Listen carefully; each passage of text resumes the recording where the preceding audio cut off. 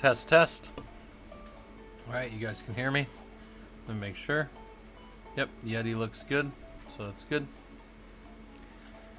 I'm going to have us start today. We'll do the NFS lab.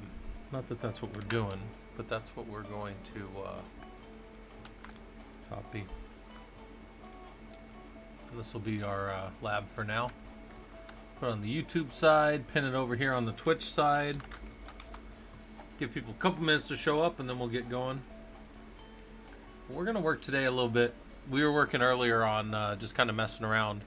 But today we're going to do a little more of this idea of, like, what are people looking for? You know, we want to potentially get out there and get a job in this field. Well, let's talk about what we need to do to get that job. So let me... got to move that up on the YouTube side. They've got this silly thing where it pins weird. All right, there's that message pinned on YouTube over there. Good. Okay. So you guys can hop in that lab if you want. And the lab's not what we're doing. We're just looking at these questions over on the right. So people were, you know, we're always looking for how to get people into the industry, how to get people the skills they need. I'm always telling you, you know, get your hands on Linux, however you're going to do that. Then after that, find free guides online. There's all kinds of them. We've got a whole bunch of them. You know, there's all kinds of them. And then find other people that are interested in doing this stuff. You know, find a group or something. There's probably local groups. There's our group for Discord. There's all kinds of ways to get involved with people that want to do the same thing or are already doing the same thing as you to help you out. And then I think after that, you just start building projects, right? Like things that show that you understand these skills. Because I mean, those are the options. You can either have work experience, or you can get certs, or you can start building stuff that shows that you know how to do this, right? So that's our thing to think about here today. All right, let me pull this up over here. And so the first one was, you know, we were these come directly off of job boards. I pulled these right off of Dice. One was the top one here is something I pulled off the other day. Down here was something that came from one of my college students a while back. So we're going to talk about all of these pieces today. Well, as much as we can get through, right? So the first one is install, configure, and maintain Linux operating systems. Red Hat, CentOS, Ubuntu, and their software applications. So, first off, you got to know when you're on a box what type of server you're on, right? So cat etc splat release. You do a uname -a to see the type of server you're on, like what you're doing.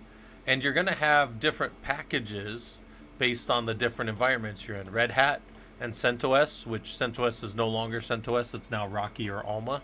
They are going to use DNF or the old Yum package manager in modern times.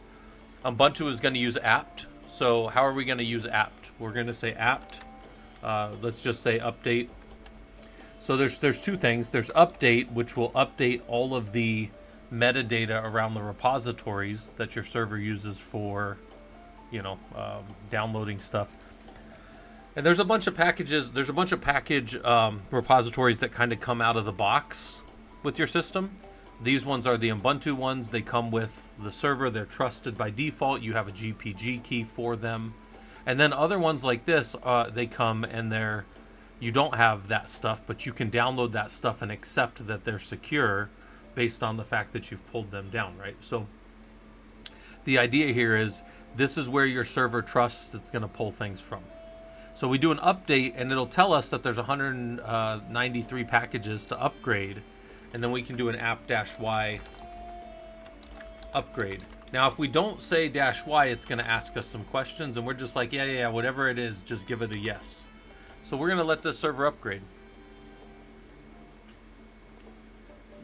Now, this being said, this is how you update and upgrade a server. But you don't just do this willy-nilly out in the industry. You do this at specific times. We point things, we point our servers, all those repositories that are there that are controlled externally. We point our servers in the industry, our servers that we use, in towards internal repositories, and then we control what's released there. Because when we use these external repositories, we don't have any control over them. This thing that we just mounted right there, that libsystem D0 AMD, that could be changed 5 minutes from now, and I would have literally no control, and this server would get something different than a server I patch in another hour, and that would be absolutely terrible. It might not affect you, it depends what's changed, but I mean, for the most part, that would be absolutely atrocious. So what we do is we control things inside, right? Hey, how's it going, Morrison NM? We were streaming earlier, just trying to get more people to get in here and start doing some Linux with me. On the right over here, we're looking at, this is like actual job board requirements. And I'm showing you guys how I look at answering these, right? And we're right here on this one. So we're looking at installing, configuring, and maintaining Linux operating systems. So that's what you walked in on if you walked in just a little late. So again, somebody on DICE wanted you to understand how to install, configure, and maintain Linux. This is part of the maintaining it right here. And this is part of the configuring it, right? Now that being said, there are all kinds of packages that you could add separately. Like we'll add a web server to this. We'll add a web server and look at that. Or we could add, this lab is actually for NFS if we wanted to add NFS. But these are the things that they want us to be able to do here for this job, for this role, right?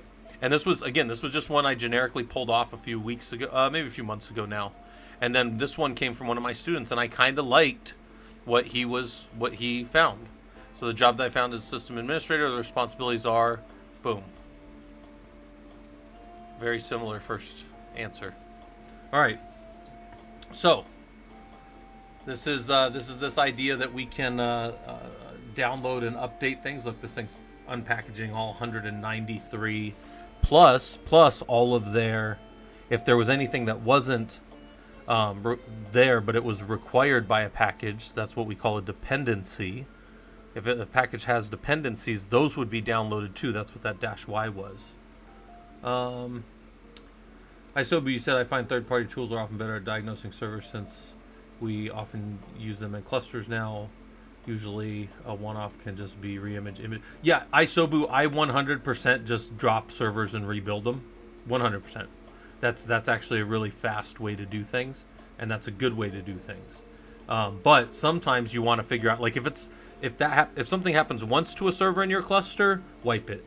If something happens twice, that starts to become a pattern, and now we got to figure out what situation's causing it, right? I'm a big fan of Grafana too, as well. Hi, I'm Jen Givton. Hey, is it possible to brick break magic blocks on a USB HDD or any storage device by just mounting it with mount? No, but if you just mount it,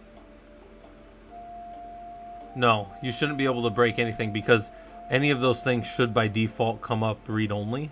But if they did come up as read-write, you could break them if you were to DD to them. If you DD to the first 56 kilobytes or whatever it is, maybe 64, I forget, it'll wipe it. It'll wipe whatever thing you have on it. Yeah, it'll wipe that. But no, just mounting it will not break anything, or should not. Nope. All right, look at this. Oh, look, this thing's asking us questions and shit. We don't want this thing to ask us any questions. We just want it to go. We'll say the default action is keep your current version, so we'll say no and keep our currently installed version. We don't want to change anything in this environment, so we skipped it. I think magic blocks typically the first block or two.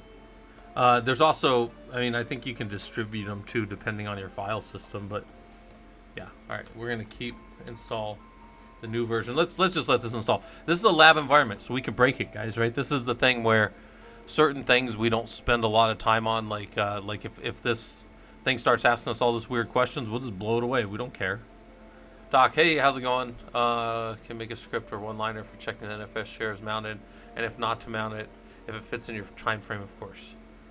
Yeah, I could probably do that.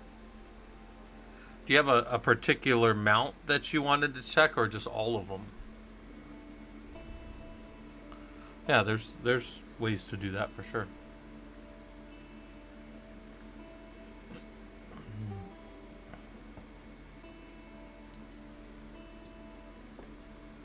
Yeah, Isobu, this is like the place to go. Just break anything you want in here. These are labs, right? Hey, Tomato, how's it going? Yeah, you guys got to remember, like, these are lab environments. This is where you can make mistakes for free, and where you can make mistakes without costing your company or yourself any money, you know? That's one of the reasons I like free stuff like this. Like, you just break it.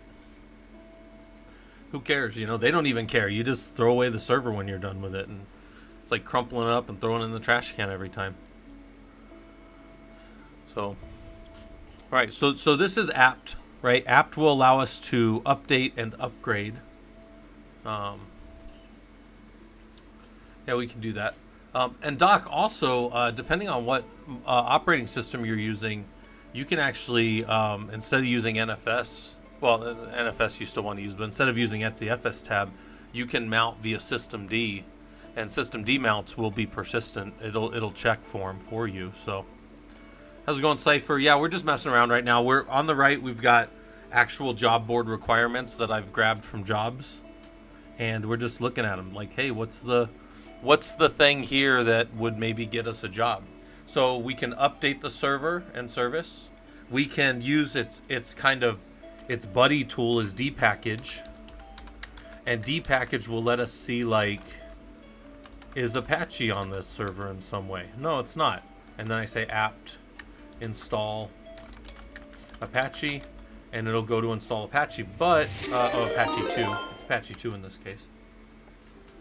Hey Zunderub, how's it going? Thanks for the follow, or thanks for the raid. How's the streaming been going? I just hopped on a few minutes ago here myself. We were streaming earlier. I was streaming earlier a little bit. I don't normally stream on Saturdays, but I've just been kind of trying to tell people, like, hey, we've got a Linux group out there. We've got an event coming up next week where, you know, people can come and hang out and doing everything. Tudo Bem. I'm not sure what that is, but I do like the little dino. I like that, guys. That's funny. I'm a sucker for good emotes and emojis, so we have some guys that just pop in and give me cursed ones all the time, so I like it. Also, there's my dog Ranger telling you guys that we're out back doing Linux. Here's my dog Ranger in real time. That's what he actually looks like right now. He's just laying there, kind of being Ranger. Portuguese for how you doing? Oh, okay. I'm not good with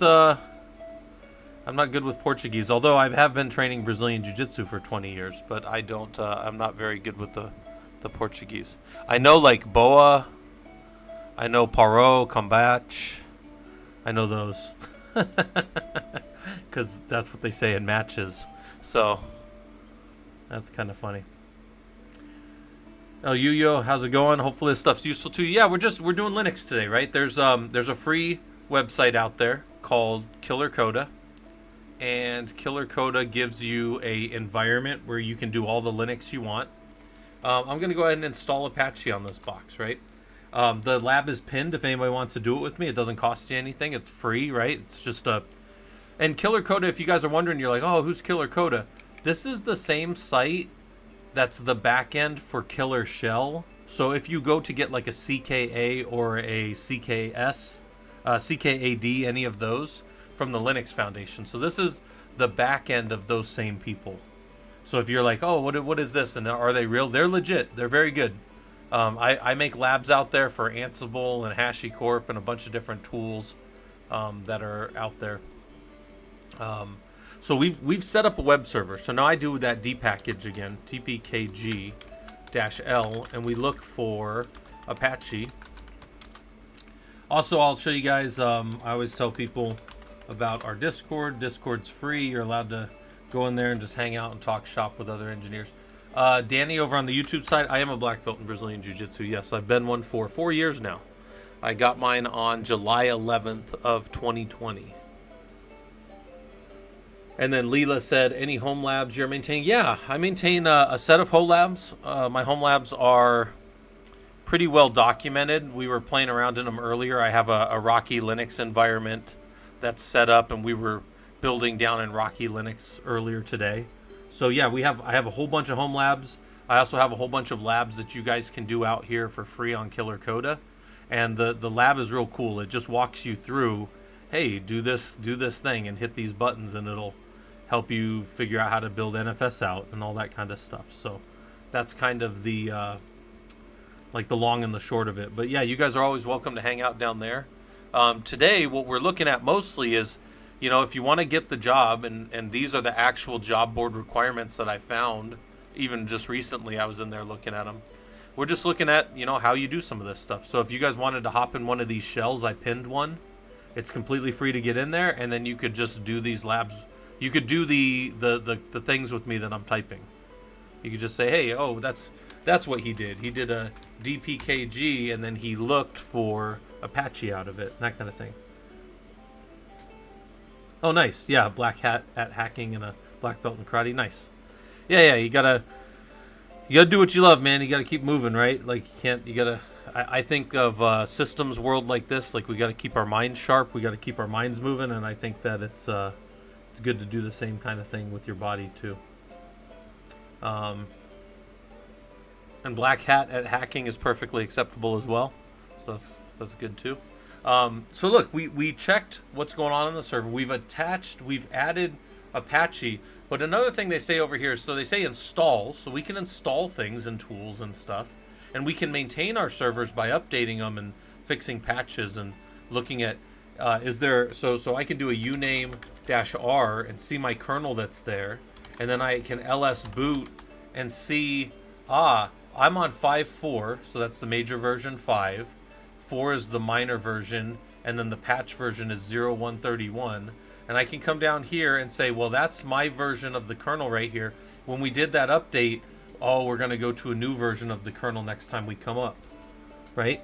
So kind of look at that. Like, there's all these things that are kind of possible to have happen. Hey, Robodom, how's it going? Yeah, I'm doing more Linux. I'm looking at actual job board stuff, Robodom, and I'm showing people that they can get in here.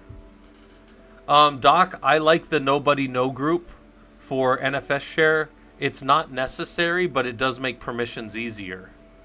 So you don't have to do that, Doc, but you can do that, the Nobody No group. If you have, so in the enterprise, we tend to put the share to the group that's supposed to be writing there, and then we add people into that group through like Active Directory or whatever. And then, so the question, guys, is for NFS, how do we get them set up where they can, like, how do we get people set up for NFS to allow only the people in that should, right? And we can block them off by IP address, and we can put passwords, and we can put all kinds of stuff on there. But another one is, yeah, you can give, a lot of times we use the group owner. The real owner will be root, and then the group owner will be like the group that the people belong to. And that's what will give them permissions on the file system of the server to get into that file system. So it's almost like a layered access security, if you want to think of it like that.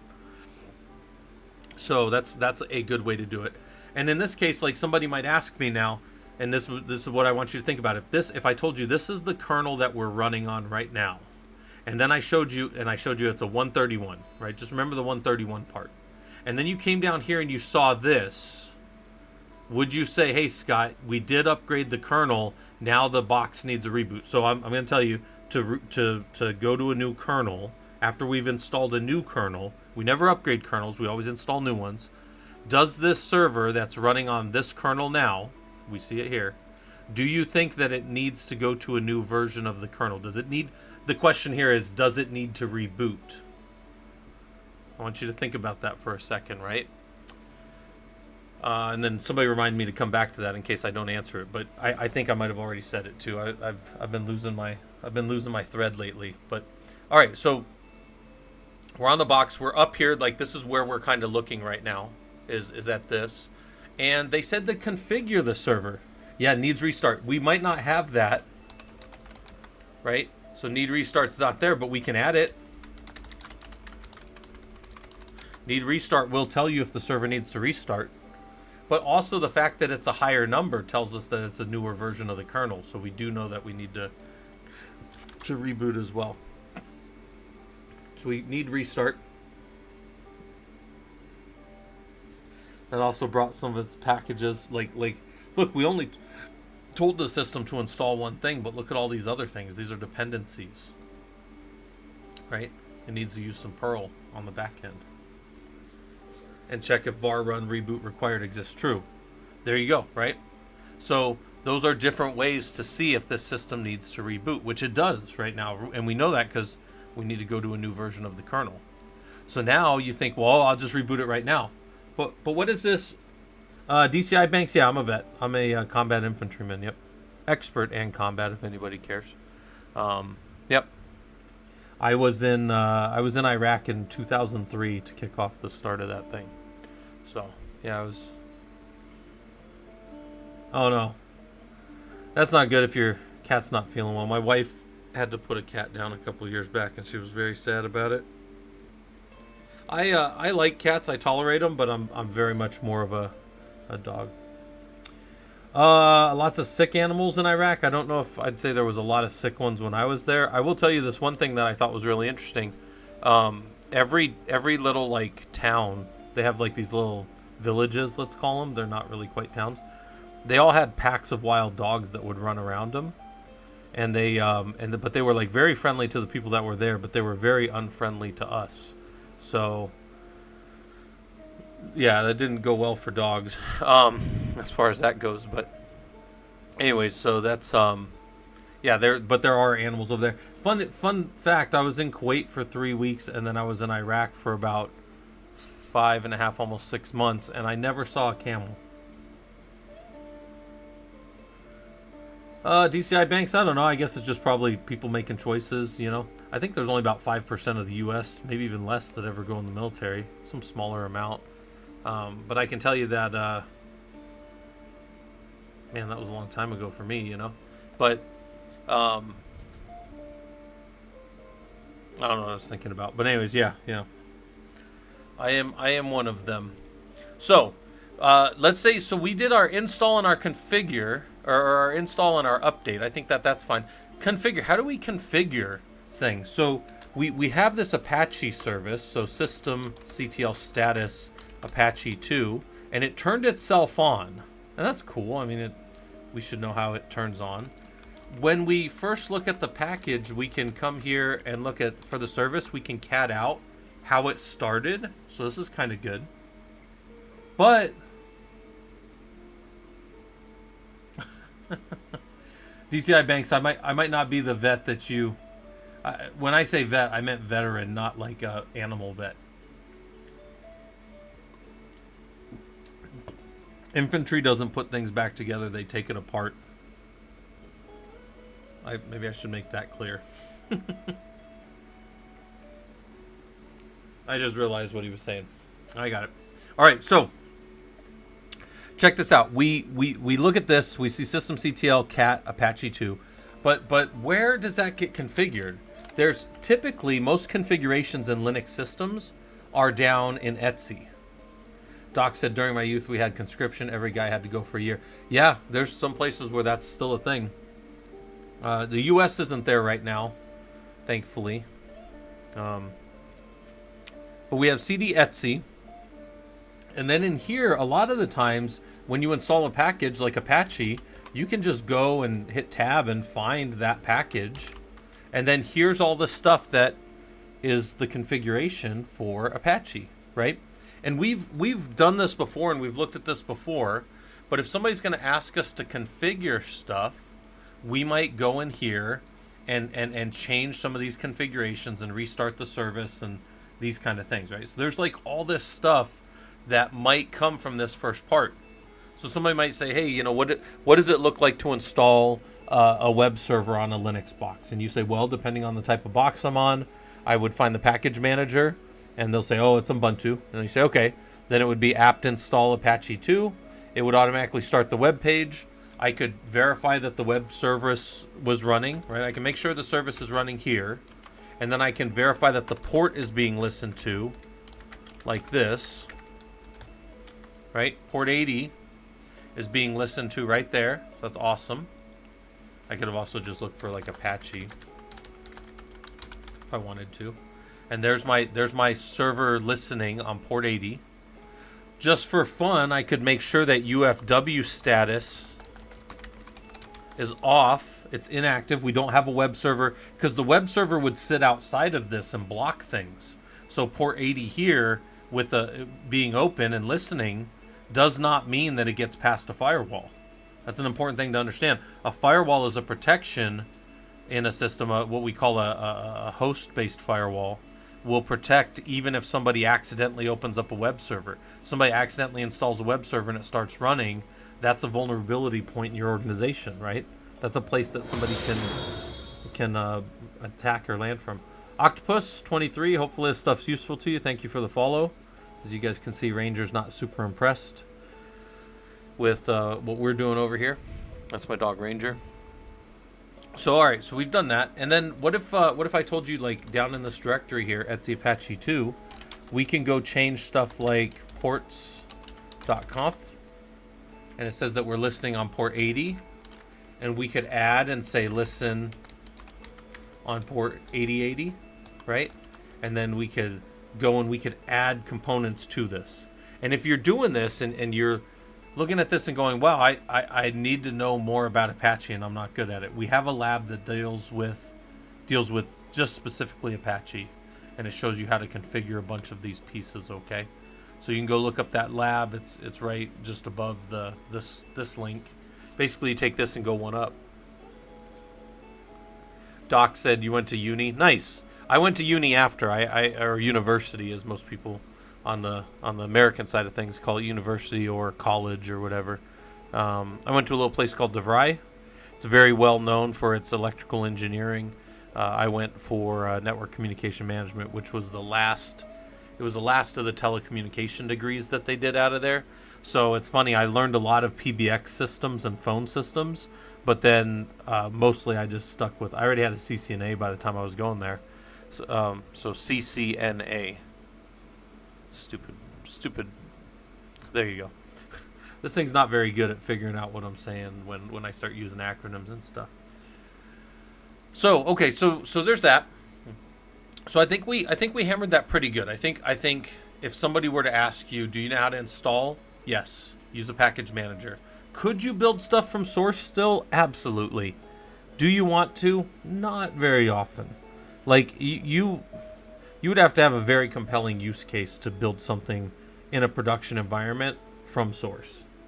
There's maybe a reason or two, but most of those would be around like proof of concept type stuff. So, all right, so we do that and we check that about our system, and then this next one, they want you to understand. They want you to understand monitoring system performance and troubleshoot issues related to server hardware, operating systems, and software. So they want you to understand CPU, memory, and disk type stuff, right? So if we're looking at that, I got a whole presentation on this, right? So we'll pull this up real quick. Let's go to my documents. Where we at here? Linux stuff.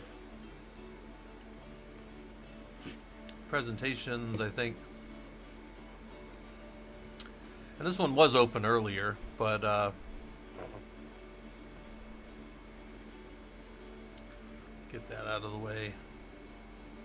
Pull this up over here and make this a little smaller for a second.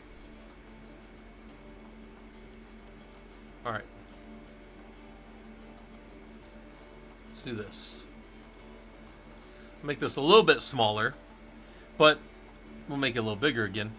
But you guys should be able to see that. And some of the things they want to know is about CPU. So they say monitor system performance and troubleshoot issues related to server hardware, operating systems, and software. All right. So there's a few pieces to that.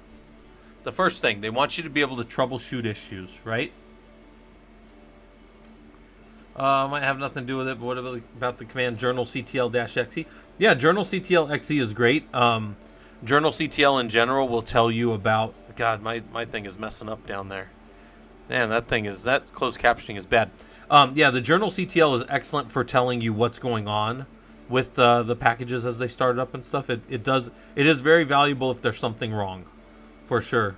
Zoom, absolutely a big part of it. So, and Andres Diaz, hopefully this stuff's useful to you as well. Let's go down here. Let's look at some troubleshooting for a second. So we'll blow past this stuff, and let's look at troubleshooting. So I've given these talks a few times before, but I'm just going to kind of pull this up, and we're going to talk about how you troubleshoot, right? How you troubleshoot is very important as an engineer. It's very important for you as a systems administrator, what we call SAs a lot of the times. But troubleshooting is not about knowing 10,000 things. It's about knowing one or two things well. And I'm going to show you the things that I think you should know well right now. That's what this is. I do not think you have to have 10,000 ways to solve a problem locked up in your head like some brilliant, big, pulsating head genius. That's not what we do as engineers. We walk through steps to get to the right answer in a repeatable fashion. So your troubleshooting become like, a lot of people are like, I'm very logical. I use the scientific method all the time. I'm fine with that. And I think your troubleshooting should be the same way. I think you should troubleshoot like you do all your thinking. So let me show you guys that here in a second. We'll wait till the ad's over. You got a minute on the ad or so, but and then we'll go. So I'll give it a second if anybody's still watching me without the ads. Inside Source said, I always stand by your ability to break things in half to figure out the problem really helps. Yeah. I tell people all the time, hey, it's already broken. Let's just do it. Let's just send this thing and then go on to the next part, right? And I know people are like, oh, that's not the best way to do it. I'm like, it's already broken. You know? Sometimes you can break some things worse, guys. You can lose data. But that's the goal, is to stay away from doing that kind of stuff. All right, we're going to give it about 50 more seconds for the ad break people to be done over on the Twitch side. And then we'll go back to it. So, Doc said, I run Linux for CCA 3Y, but have learned troubleshooting properly in the last 2 months since following the stream in Killer Coda. So if I didn't say thanks a lot. Nice, Doc. Yeah, Doc, you're always welcome, man. I think any time you can contribute and help other people realize that they can do this, that's a thing. I was like, there's this thing long ago that said, it's like a comic, and it's like, don't ever let anybody tell you you're useless. You can always be used as a bad example. And I always like that one. It's like, yeah, and I'm not saying that about you. I'm just saying in general, it's funny to me that, like, you can do this stuff, guys, right?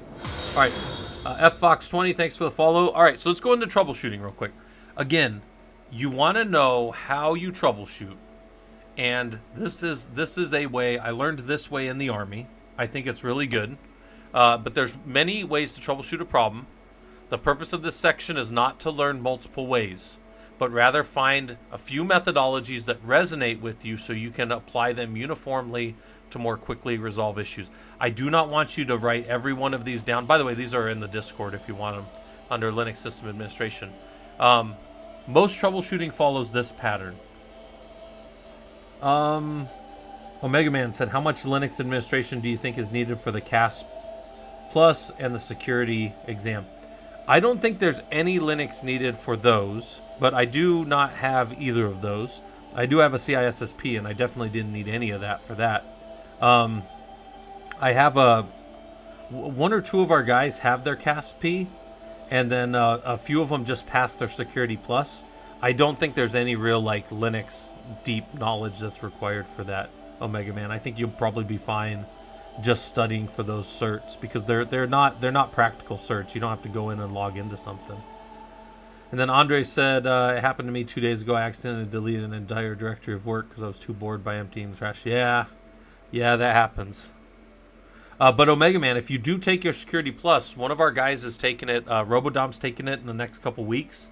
So we're going to be kind of doing some study groups down in the Discord. So I don't know if you were around a few months ago when a few of the guys were getting ready, and we were just in there. We were just hammering out questions. We were doing a couple hundred questions a night from a little site that I have. And then we were watching videos and just crashing so everybody was ready. And I think these guys are probably about as ready as they can be. But I'll keep doing it with them and getting them ready, even more ready. Because the goal for me when I go take a certification test is not to have anything on that test that I'm not at least familiar with. because it sucks to go into a question and not even know, like, oh shoot, I better just guess on this one because I literally don't even know what that is. That's terrible. I think you should at least know everything about the body of knowledge, the Bach, right? All right. So here's how we troubleshoot. We identify the problem and its symptoms. What is happening that shouldn't? What isn't happening that should? Then we start to establish a theory of probable cause. What is happening? Now, this doesn't have to be some long, like you have to sit down in the lotus position and put your fingers up in the air and say Om 10 times. You just start to rattle it off in your head real quick. What is probably causing this? The server just rebooted. The software packages aren't turned on. The whatever. You start to do it, even if it's just a checklist in your head. Then you test your theory, right? So in this case, maybe I'm having a web server problem over here, right? And I say, well, is it running? Systemctl status Apache 2. It is running. Okay. ss-ntulp. Is it listening? And in my head, I'm thinking, is it listening on port 80? Yeah, port 80 is being listened to. And then I'm like, well, why can't I curl 127.0.0.1? Oh, I can curl 127.0.0.1. Oh, shoot, something else is wrong. The web server's fine. So as we're going through this, and this is important as you're doing this, you're identifying the problem and its symptoms, and somebody maybe told you that the web server was down, but you just verified the web server was up. So now there's already a disconnect that you need to go get clarified, because now you would be running down trying to solve a web server when the web server's fine. So anyway, so test your theory to determine the cause. See if you can kind of limit it down to it is that thing. Establish how you're going to solve it. That may be going to Google, going to Stack Overflow, figuring things out. Yeah, Jen Gibton, I just didn't want to put my my green screen up. I could turn my camera on. It's just my green screen is like, it kind of blocks the airflow in my room, and it's like getting to like 116 in Phoenix. So even though I'm keeping my house about 73, my office was still getting up around like 78, 79. And I'm just like, I don't want to be frying in here. So that's why. I'll do the cam probably sometime this week. I'll definitely do the cam next Saturday when we're doing our Linux group. But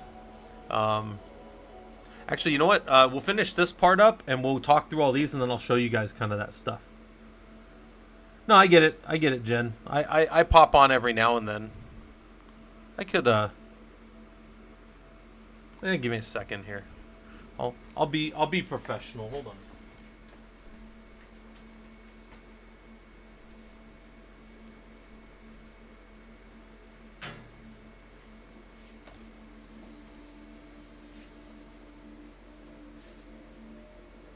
Hold on.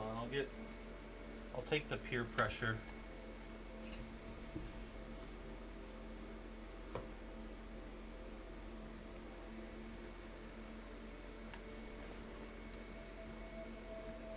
Turn my light on so it's super bright in here. There we go. All right, let's see how that looks. Yeah, you guys can see me. There we go. All right. Yeah, I don't mind talking. I just had it off because I was being lazy earlier. So we establish a plan for resolving our problem, right? And then we implement the solution or escalate, and then we verify functionality. If this doesn't work, we got to go back here and figure out what our next thing in the list was, right? Go down through the list and keep spinning until we're good. And then we document our findings, actions, and outcomes. And I need to tell you guys something that's kind of important here as I clean my glasses off. My glasses are hard to see through right now.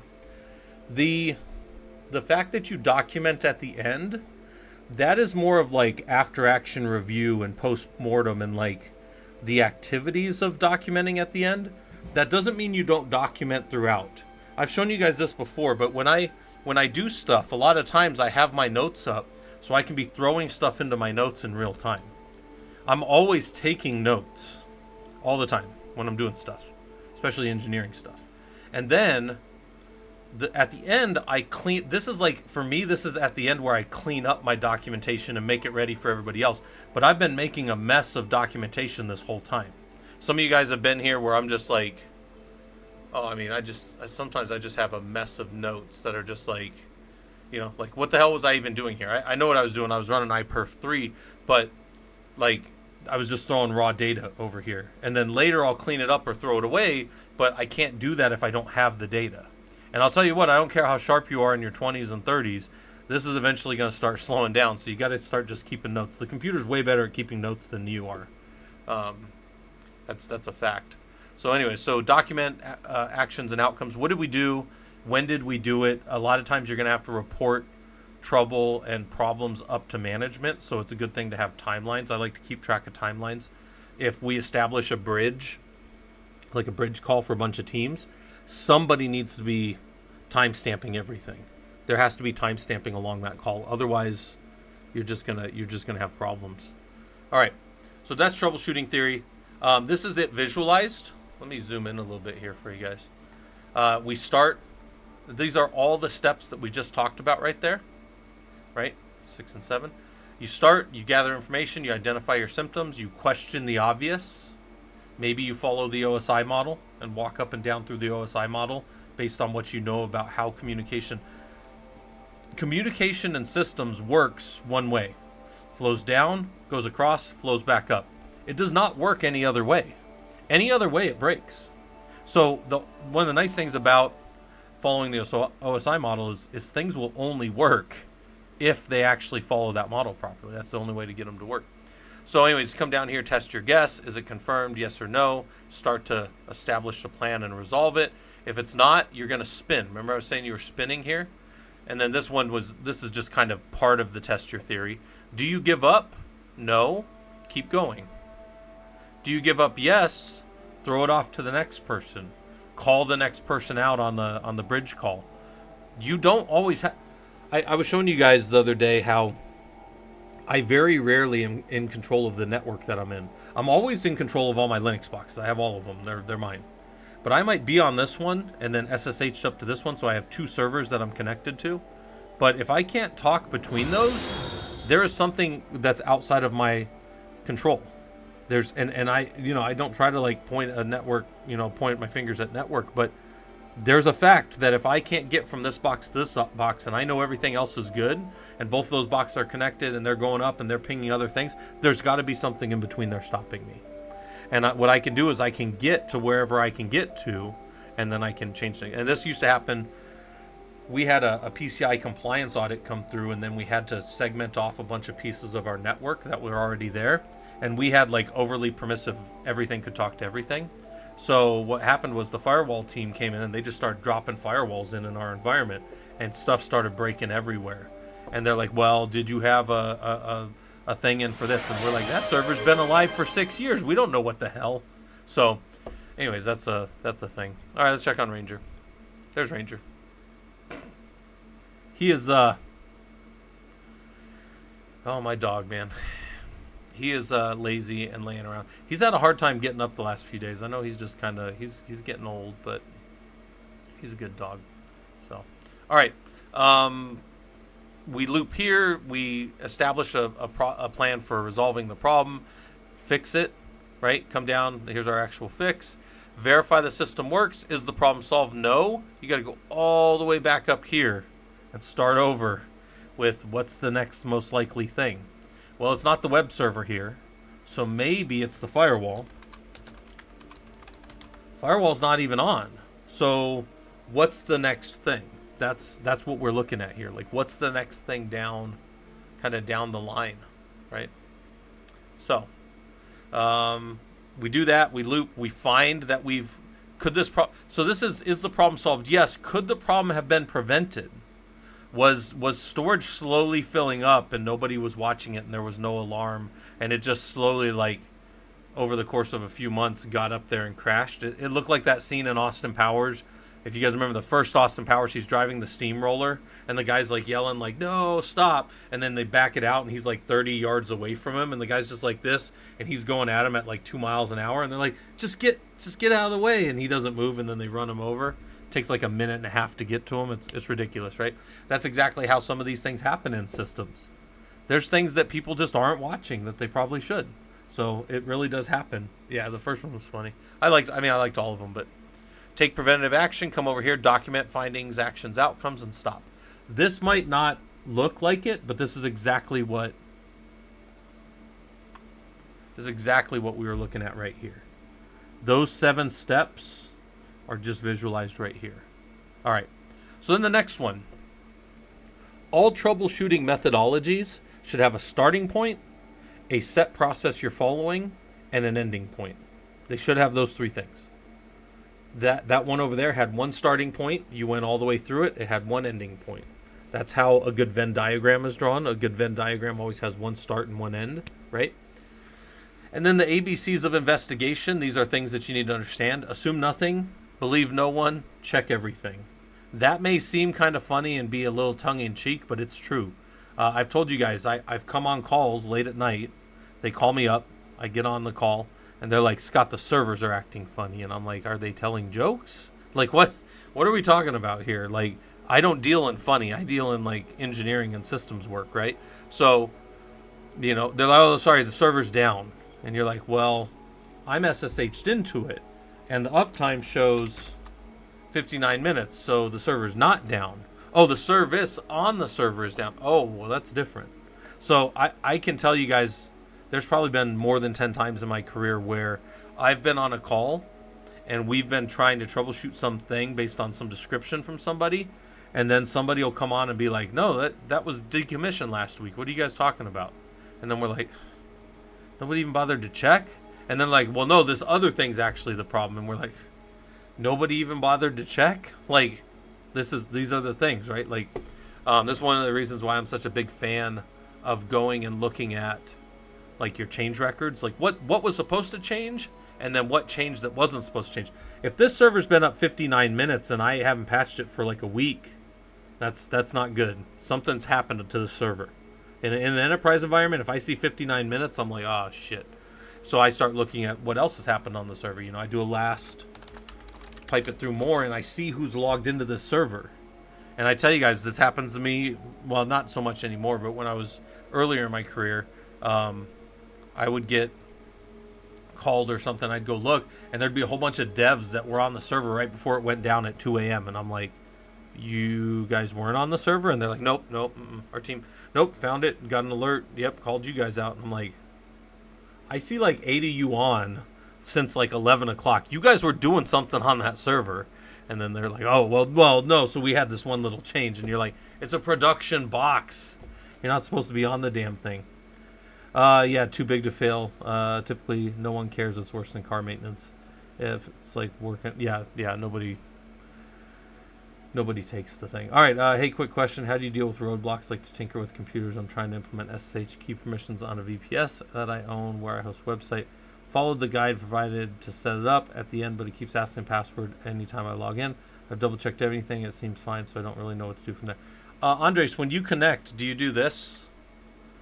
So like, watch this real quick. When you connect to that server, do you ever add a bunch of V's? So like, I'm going to connect to my hostbox server real quick, and there's all the things that are happening in my system. I'm connected to hostbox now, but as I connected, I know that, well, hold on. Let's try it again here. I know that I found its, I resolved it. Yeah, try a bunch of V's in there, because what will happen is you'll see, okay, here's our algorithms on my side and the algorithms that they'll accept, and do we agree on one or do we get an error? Then I come down here. It's going to go read through all the keys, and it's going to say that we've got an error on one of these, right? Okay, that's not going to be used. And then it says I loaded this key for hostbox is known, so I know who that server is. I've talked to it before. Come down here, and I'm going to try my key, and it's going to say that it accepts my key. Where's it at? Offering this key, server accepts the key, and then I get connected in, right? So that -VVV is like how you go and troubleshoot kind of how that connection works, because you'll see, oh, am I not even getting, like, what I'll do, exit out of this real quick, and I don't know why. Let's do a whole bunch. Hold on. Exit real quick. Do a whole bunch of those. All right. So you should be able to scroll up and see the top of it this time. Right here. you'll see, hey, do I have, this is my client on my side. I connect over there, I resolve its name. So am I resolving it? Is DNS working? DNS worked, I got to where I wanted. Connection was established. Now, if you didn't have this tool, the other way you could see if connection established is like this. You could do a netcat to hostbox in my case, on port 22, and it would give me a header back. You see that little header there? Open SSH. That means that that server is open on port 22 with SSH. Now I use the SSH-VVV to see the connection going the whole way through, if that kind of makes sense. So that's how I would start the troubleshooting. It's like, this is an example of what I always tell you guys. Like, if I give Robodom the keys, I throw him the keys of my truck and say, hey, go get everybody ice cream, and then he goes out and starts my truck, I don't expect him to just get out and be like, kick the tires a little bit, open up the hood. I'd be like, what the hell are you doing? Go get the ice cream, right? But if the truck doesn't start, I would expect him to do all those things. And this is one of those things, you don't just willy-nilly throw a bunch of V's on there for verbosity, but you do when you're troubleshooting.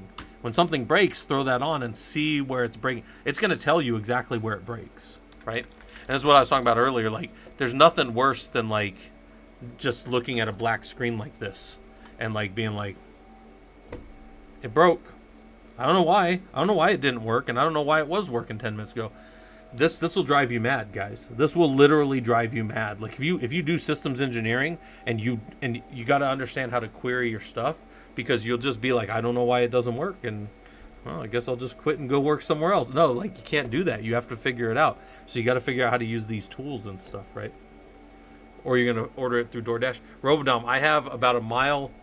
It's about a mile square from my house, so it's probably only about, maybe it's like 3/4 over and then 3/4 back. But anyways, there's a little place over here called Rita's Ice that's really good.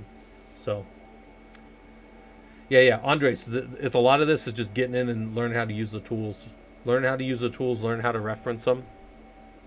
That, like what I just showed you there, that's just from doing this for a long time, right? But anyway, so this is how we do troubleshooting. Now, I'm going to show you more things. Create a methodology, right? So there's logical methodologies. Create a problem statement. What makes you think there's a performance problem? Does it feel slow? That's not super useful. Is there a service level agreement in effect? Like, the SLA says that this database will get through within a certain amount of time, right? It'll give a response within 10 milliseconds or something. And it's not doing that anymore. And we have demonstratively shown that we're outside of that window. That's a thing. And then this is another one. Has the system ever performed well? Like, is this a brand new system? You just turned it on and it's broken? And you're calling me out on a Friday night even though it's just like a dev system. It's not even production. That one will make you want to quit over the years. Like, you're like, this is a dev system. Who gives a shit? Anyways. All right. Do you have a baseline reference? Meaning, can you show me numbers? Are we tracking? Can you tell, like, look, in my home lab, if you said, Scott, can you prove to me that your servers operate on a normal day underneath 5% of their CPU? I'd say, yeah, I can prove that to you. Watch this. Instead of the last 7 days, I'll put the last 24 hours. And my servers operate down here at about under 1% of their utilization. Now they shoot up for a little bit. They shoot up for a little bit at about 3 a.m. And the reason they do that is because they're doing Clam antivirus and running scans in the house. And then this one host box goes a little longer. He runs until about, I don't know, what is that? What's that time? About 9:30 where he drops off. So he takes about 5.5 hours to scan through all of his stuff. Isobu said, I was naive enough to call somebody on Saturday because someone told me to. I was in disagreement, but I was told to by my senior. Yeah, as long as you got somebody else to say did it. All right. So has it ever performed well? Is there something really busted? Or is it just, you're calling me out on a weekend? What's changed recently? Software, hardware, load, data set. Software, did we patch the server? Did we go from version 2.7 to 3.1 of something? And we didn't test it. Guys, this happens all the effing time. You put a server out there and you're like, guys, load up your data and test it. And they don't. And then you move the stuff over in 3 weeks, like is the plan that everybody talked about in a meeting. And then they're like, well, it doesn't work anymore for us. And you're like, right? This is life for us. Hardware. Did something fail? Have we had like a hardware outage and we put a new device in and that new device doesn't work correctly with the network? I've seen this happen. I've seen devices come out. I've seen 2 devices in the last 3 weeks from Dell where they sent us refurbished motherboards for brand new systems, and we're just like, all right, we'll put them in, and both times they didn't work. That was terrible. And then the load and the data set. Sometimes you get like big data sets from, I used to get them from the National Highway Travel Safety Board, the NHTSB or whatever, and they would do all this crash data for us, and I worked in an insurance company, and I would load up all that data. But what if that new data that I loaded up somehow got accidentally pushed to prod right away and it wasn't working anymore because it was a new schema? Happens all the time. The schema on the database gets updated in dev, gets tested in dev. They pushed the new data to prod, but nobody updated the schema, or they updated the schema but didn't update the app. This kind of stuff happens all the time, guys. There's a lot of moving pieces. So your job as an engineer, even if you're not one of... Look, I'm a Linux engineer. I'm the guy that builds the platform. I've been sitting on these calls often over my career where the dev and the database teams messed up, but I'm still there. Look, I'm still there getting called out on the weekend, and I'm just like, all right, guys, let's. I don't care how we do it. Let's finish this, and I'll walk through some methodology and just get this stuff done. Fastcon got called to a location 50 miles away because the server light was on. It was an HP and the light was blue. Yeah, Fastcon. There was one that went around a while back that said I one time drove 4 hours to turn on a server that 4 different people had told me was on. So I've kind of seen that one as a joke before. I know you're not joking, but no, I 100% agree. And Fastcon this last week, every day I was going into a skiff.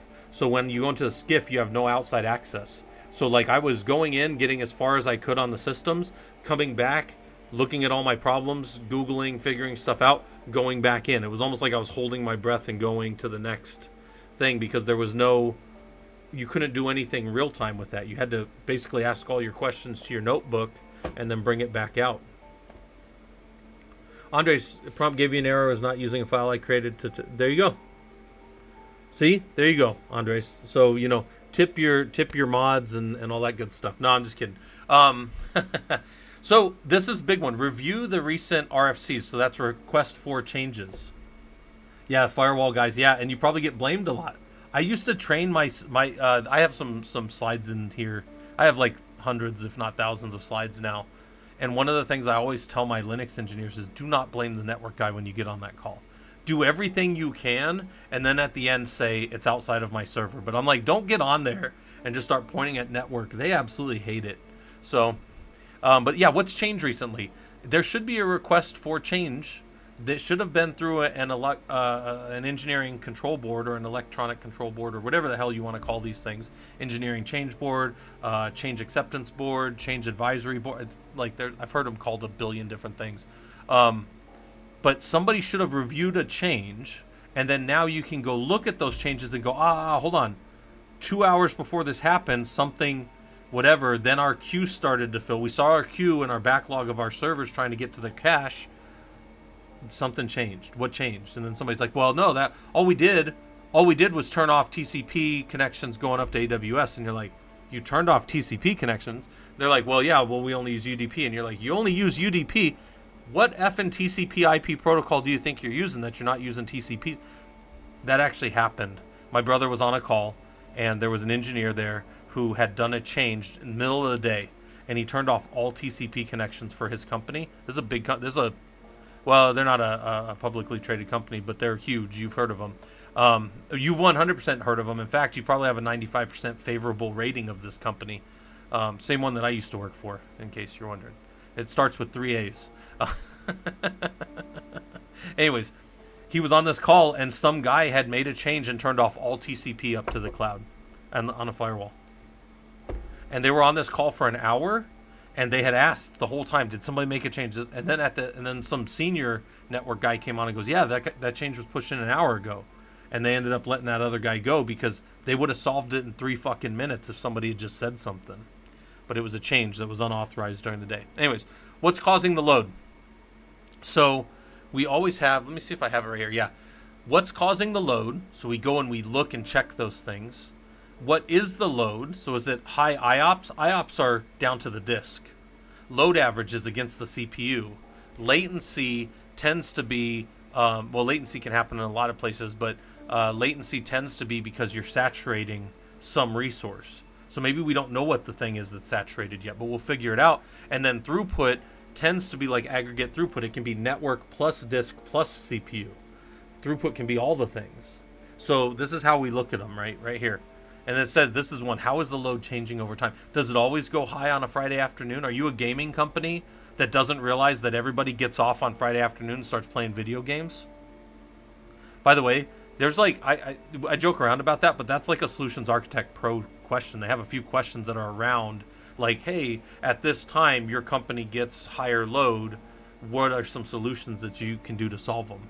And I've told you guys this before, but if you ever do your Solutions Architect Pro, it's a unique test. I've taken a lot of cert tests. I've done a lot of college and all that stuff in my career. I've never been on a test like this where every single answer was correct. For a lot of the questions, there were 4 correct answers, but one was better. One was better than the others based on whatever facet of the what they call the best architecture best practice, right? AWS has these best practices for their architecture. What would they call those? There's a term for them. But anyways, Omega Man said we have weekly change management meetings every week, and everyone must attend, so no one is surprised at anything that has an opportunity to input. Yeah, you have to be there. And I always tell my engineers, even if they don't have changes, go to those.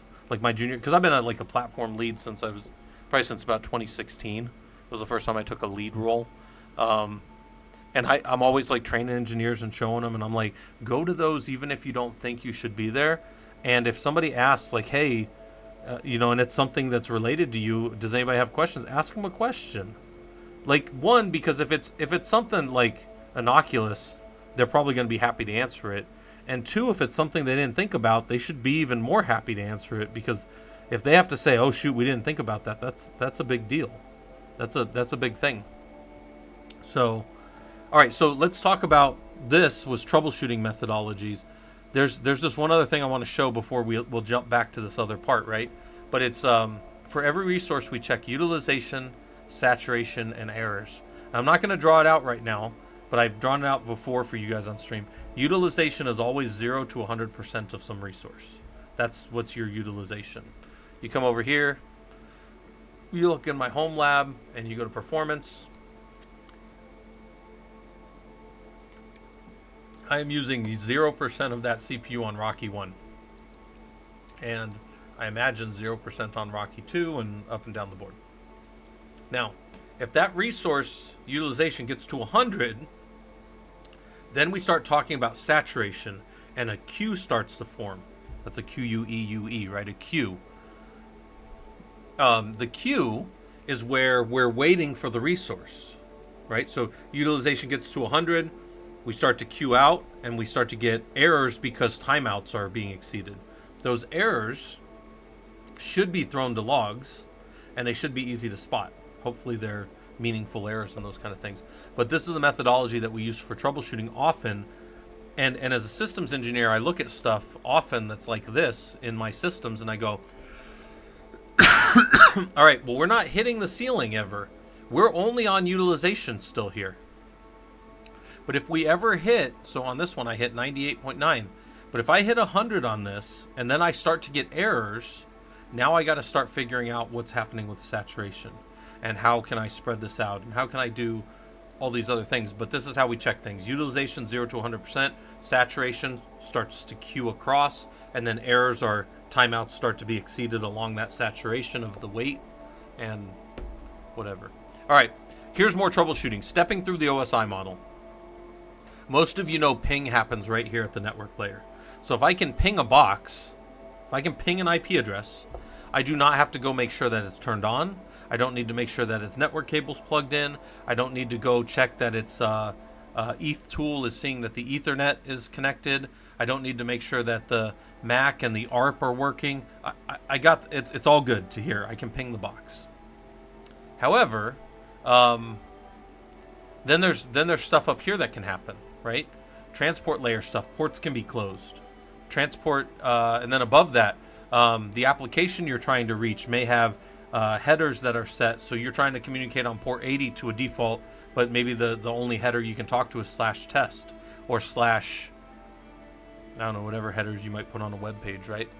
But the OSI model here is a very effective way to cut and track where a problem could possibly be. All right. So this isn't a primer on that, but I have primers on network. I've been teaching networking for 16 years, so this is a big part of my career in engineering, is teaching people how this stuff works. So I have labs, I have talks on this for you guys. All right, this is another one. This one right here requires an expertise in systems in general, not in the actual system that you're on. This requires systems expertise in general. So can you look at the symptom? Can you identify what the most likely cause for that would be? We've got high CPU. Okay, high CPU. Well, I'll go look at what processes are using high CPU. All right, high CPU is being caused by this Slurm process. What the hell's a Slurm? I don't even know what Slurm is, but I know it's using high CPU.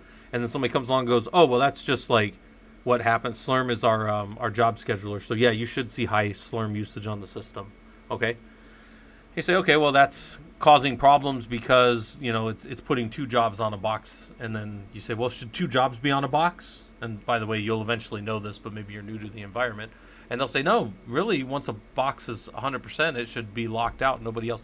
I say, well, the scheduler looks like it's doing something it shouldn't then, because it's double scheduling things on here, and one of them is queuing up and waiting and timing out. This happens all the effing time. Something like that example comes up, and you go, well, what's the symptom? The system is running super high CPU. What's the most likely cause? Well, let's go see what's using that CPU and what's waiting to use the CPU, and then treat it.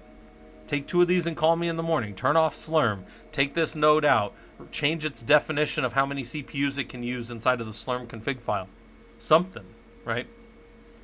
Whatever that is. But this is based on your expertise of systems right here. You don't need to know the system you're on, though, is my point. Like you don't need to be like, well, I've been working on this system for 15 years, and that set of servers was always a strange architecture, and this. That's not this.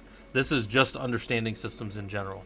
Look at the symptom, identify the most likely cause, and then treat it. It's kind of like a smaller subset of those original 7 we looked at, right? Systems thinking. This requires you to know a lot about systems in general, but also about this system. How are the data flowing from start to finish? Systems thinking is a process of analyzing all interdependent components that comprise of a system. Look at all pieces and how they connect. What is the system supposed to do? All right, it's a Kubernetes cluster. It's got a front end Apache load balancer on it, right? And that load balancer is exposed. Is it exposed? Can I hit it? Yes. Okay, good. And then that load balancer feeds back via an API to some web app that we have. And then maybe that's like a Flask Python app, right? I have a little thing that shows you how to build a 3-tier app. So it's a Flask Python app, right? Okay, we're hitting that on port 5000. Is that connecting? Is it showing us the page? Okay, yeah, it's showing us the web page. Good. Okay. Then it goes from there, and that talks back to a database. It's a MySQL database. Well, is the database on? Is the database accepting connections on port 3306? Okay, good. I know all these pieces should be there, and I can be in Kubernetes doing my, kubectl git and all these different commands to see if all those components are working. And then I just start sending stuff through the system, right? Well, that's busted, but I'm looking at each individual piece and trying to figure out what's kind of happening. So this is systems thinking. And how are they working? And then maybe I got to dig into the logs on the MySQL side, because I go, that's real weird. That MySQL container is actually supposed to be based on its affinities. It's supposed to be over here on one of these 2 production things, but for some reason it's over in this other host or this other Kubernetes node. Like, what's going on here? And then you find out that maybe something changed, and then now. But the point is, you're troubleshooting and you're thinking about how the data are supposed to flow through the system. Vascon said you were attached to an M1 unit in South Korea. MPs are fun. Oh, MI. Okay, MPs are fun. Voltmeter from. Yeah. So I had a buddy that I had a few friends that went over to Korea. None of them came back normal. That's kind of funny. Gary said, "Hey, Tanis, how do you feel about Perl replacing Bash for your system administration?" Gary, I'd be fine with that. I grew up on Perl. I learned Perl first. That's how I cut my teeth in early systems administration. The only reason I stopped using Perl is nobody else did. So I went to Ansible because I could do everything I needed to over there. But yeah, hopefully that's. I would love Perl. I have all kinds of Perl snippets everywhere, and I do all kinds of stuff in there. So I'm okay with that. I'm also okay with it being Python though. Like I don't mind. I'll tell you guys, I don't mind what tool I use to get into systems. I never have. All right. Now this one. So these are all strictly troubleshooting processes. This one right here, I like to bring up and show you guys because the FMEA, the failure modes and effects analysis, this is a government technique. This is a technique that the military uses, and it's a way to look at, as they say, a systematic process to look at what could go wrong, what impact would it have, and what's the likelihood of it occurring, and what's our ability to detect and react to it occurring, right? So there's 2 steps to it. We round up all the possible failures that we can think of, all the ones that we've either seen in similar environments or previous environments, or that we can just kind of ideate in our head. That's not a real word, but it's funny. And then we assign scores to them and do a little bit of math. The math is super simple. Between 1 and 1,000, it's super easy. All right. So here's our analysis, and I've showed you guys this before. This is a real one I did for a real company. This was a real set of problems that I had with server builds when I was the platform engineering lead. And what would happen was engineers could come at any time of day or night and push a button. There was a tool called VRA, whatever VRA is, and they would push a button and it would kick off a job, and that job would go and build them a server and then give them a server name, and they could automatically log into that server. It was like they pushed a little gumball button and a little gumball came out, and that gumball was a little server that they could log into. So, had that all automated. It went from VRA to a tool called vRealize Orchestrator, which is a ESXi tool. Over there, we then built our server through, calling a golden image and pulling it over. And then VRO uses a whole bunch of JavaScript, so I had to brush up my vRealize automation. Yeah. I figured it was something like that. And then VRO, which is the orchestrator, it's all JavaScript, so that's why I had to brush up my JavaScript, would call over to like my Ansible, and my Ansible would like lay the pieces of our server on to, it did the logical volume management if people wanted bigger disks. It did all of the adding of agents that had to be there so that the system would back up and so that it would do New Relic and Datadog and whatever we did. And then it would connect and register and give LDAP and all these kind of things access to the server, right? But that could break all these different ways. So what these are ways that it could break. The initial image could be unavailable. Well, that's because the backend storage of the ESXi nodes could be offline, so they couldn't get to the golden image. So we had some vSphere controls and monitoring in place to keep that from being a problem. All right. The automation job kickoff fails. So tends to be that when that vRealize goes to call the Ansible and that service account that it uses, which is like Service Ansible or whatever, Service Tower, it doesn't have permissions because every 90 days that has to be rotated. And it gets rotated over on the Ansible side, but then nobody remembers to go rotate it over here. So what we did to get around that is we had a daily build process. We would build servers every morning, basically hit the little gumdrop buttons down the line and make sure gumdrop comes out, and then destroy those servers every morning.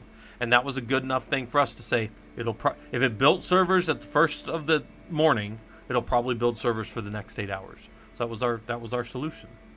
Then we said agent register. So there's all these agents that have to register out to like Avamar and Datadog and New Relic, and maybe that fails. Maybe the versions of the agent or credentials are out of date. Maybe what we're putting on there is the wrong key because that key rotates every so often. So we also test that with the daily build process. And if that breaks, then we go in and we tell, we turn that system off for a little bit, tell people there's maintenance, and we tell the team, hey, give us a new version of this key or whatever. We go put it in, we verify with our daily build that it comes up, and then we turn the service back on for everybody. Because otherwise we would just have a bunch of broken servers, so you don't want that. And then another one was final build checks. It could just fail at the end and just doesn't send an email to them and tell them it's done. And we didn't have any good controls for that. So this is step 1. Step 2 is this. You give it a severity, a probability, and a detection, and these are always numbers between 1 and 10. So this can be 1 to 10, this can be 1 to 10, this can be 1 to 10. Now quick, do some math here. What is 1 times 1 times 1? And what is 10 times 10 times 10? And that'll tell you what the scope of all of these, what's the range of all the numbers that these can be, right? So we did customer impact, likelihood, detect, and react on all of these. And these are our thing. The higher number is more impactful. So there we go.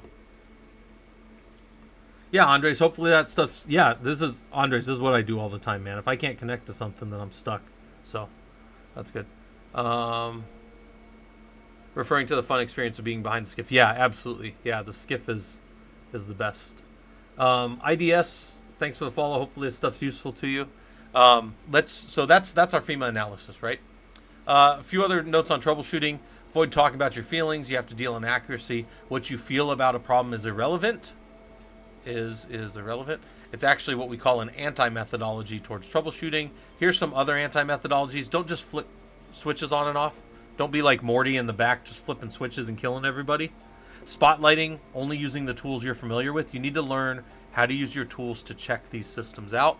And then another one, like don't just start blaming networking right away. Networking is going to be so pissed at you. Nobody's going to work with you. I used to tell my team all the time, do not get on there and start blaming networking until you know. Then blame them all you want. No, I'm just kidding. Up here, before troubleshooting, in this one, there is these observability tools. So this is utilization, saturation, and errors of the big four. The big four are CPU, memory, disk, and network.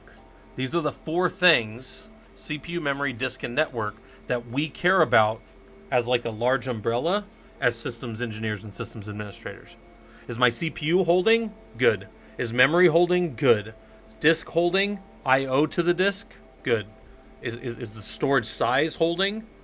And network. Is the network doing what the network should do? Is the network flapping? Is the connection solid? Like, these are things you have to understand how to do. Your farm. This is on Discord. Yeah. Hold on. Let me make sure I'm not lying to you guys. Let's go to our Discord real quick. By the way, Discord's free. You guys can hang out there all you want. I believe under presentations, here's a bunch of Linux stuff. Here's a bunch of Linux. Yeah, here's Linux Systems Administration right here. This is it right there. Yeah, you guys are welcome to hang out down there, talk shop, hang out down the channels. Let me show you guys something. I didn't bring this up earlier, but since somebody mentioned it, we have a bunch of events next weekend. Our Discord's turning 5 years old.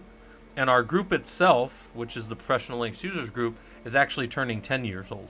So we're going to have 2 days of, you can come to any of them or none of them. They are free, and they are just talks by different engineers that are in the group. I got engineers, I've got directors of engineering, I've got economics professors coming that I know. These are all people that I know personally, and I know that they're good at what they do. So they're going to come and they're going to talk shop, and you can ask them questions like my brother Tom. He's going to talk about how he got into data analytics and what he does and what his day looks like and all that stuff. So Timothius is going to come and talk about his journey of getting into data analytics, how he did that, what he did for his company. He was with his company 22 years before he moved over. I think he was about there. Yeah, I think he's been about 22 years there before he moved over into data analytics. He was a manager, and he was doing all the data analytics stuff through Excel spreadsheets. Then he started moving over, and he does it through like Python and Power BI and all these other things now. IDS said, no problem, man. Found your channel on YouTube maybe a few weeks ago. I'm going to be starting as a new Linux admin in a few weeks. It'll be my first time being a sysadmin, actually, trying to get prepared for what's to come. IDS, can I tell you what I think the best way for you to spend, if you have 5-10 minutes a day getting ready, I would spend some time in this Killer Coda environment here. I was just in one of them. But just go, even if they're not my labs, go to anybody's labs here and just work through and understand how some of these different things. Yeah, Timothius got a CS degree. He actually, I was telling you guys a few weeks ago, he's my younger brother, and he and I bet there's not 100 people on planet Earth that have the same distinction as he and I do. But I was his college professor, and he was my student. Even though he's my younger brother by about 4 years. Yeah, he was in 2 of my college classes, in fact, at DeVry. So yeah, he got a bachelor's from there. He's working on his master's right now. And And then because he's working on his master's, I had to go work on my doctorate. So, all right. But anyways, guys, this is free. You can go and hang out there. This is the talk that we're doing right now. The stuff that I have up is Linux Systems Administration right here. All right. So there you go. Free stuff that'll tell you about how these different tools work. These are all observability tools that you need to spend some time with. We need to know how to observe, benchmark, and tune our systems, right? Okay. So back here, look, I did all that to get to here and say, there's our information about, look, we've only done 2 topics. The first topic was installing server stuff. And then this topic was about monitoring system performance. And kind of like, what's CPU, memory, disk, and network? How do we check those things, right? And we have to kind of have a tool bag of as many different things, I think, as we can to be able to test these things out. Like, how's the CPU? How's the memory? How's the disk I/O doing? What's causing high disk I/O? Like, what's going on in the system? And these are all things that we want to know. All right.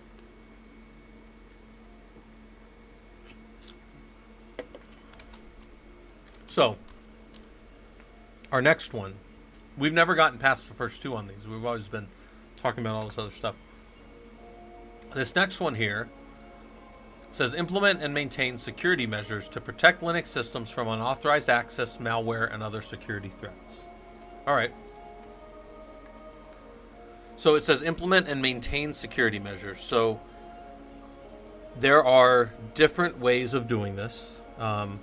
If we're given an environment, right, and we're not given the ability to just build new servers, that means we have to maintain what's already there. So that's going to be kind of like a decision tree, right? Do I get to build new things, or do I have to? So if it's build new or maintain, and if we're just maintaining, so we just get to a server, we've never done anything before, we might just start checking things. There's a bunch of things that we can still check that are super useful. We can check what's open on the server, NTULP. And here's all of the things. Make that just a little bit smaller. Tiny bit smaller again. That looks like garbage. Hold on. That looks better. Here's all these UDP unconnected, and then all these TCP things that are listening. That's a lot of stuff to be listening on a server that's not... These lab servers are doing all kinds of things. They're doing Kubernetes. Let's see what they're doing. Hold on. They're doing Kubernetes. They're doing etcd, so they're the head nodes. They are proxy. They're running cups daemon, so it's the common like uniform print service or something like that. Like, what the hell? They're doing all this stuff. In the industry, I want one server doing one thing. With virtualization and with all these other types of things, that's become a lot easier the last 15 years. But one server should be doing one thing. It's a one-to-one cardinality, right? It just means one-to-one, not one-to-many or, many-to-many or any of those. It's a one-to-one. It's a type of cardinality. It stays the same. This server is doing way too much stuff. So if you give me that port 4020, yeah, where's he at? Yeah, like, that's the KC terminal. In fact, I blocked that off in one of the other labs, and then the lab can't auto-check anymore. It's kind of funny. But, so if we maintain, I would say close. One of the things I would be doing is ss-ntulp, close ports that shouldn't be open. And this posture will vary based on server location, right? Like, if the server is internal, you may be able to do more than if it's out in like your DMZ. Now, some people will note correctly, by the way, they'll say, wait a minute, Scott, wait a minute, that's not actually true. If we're using zero trust, yeah, if you're using zero trust, everything's treated like it's out in the DM. Everything in your system with zero trust is treated like it shouldn't talk to anything else, unless it has a positive reason to. And the positive way that you go about giving it capability is through a certificate. So only devices with certificates can talk to devices that have the private version of that certificate that they should talk to. Other than that, no communication occurs on your network. Your network's like quiet and there's like tunnels between it. It's like no just out in the open air traffic anymore. All right, anyways, that's neither here nor there. But if I have to maintain this stuff, I'll do that. I will remove old, unused software.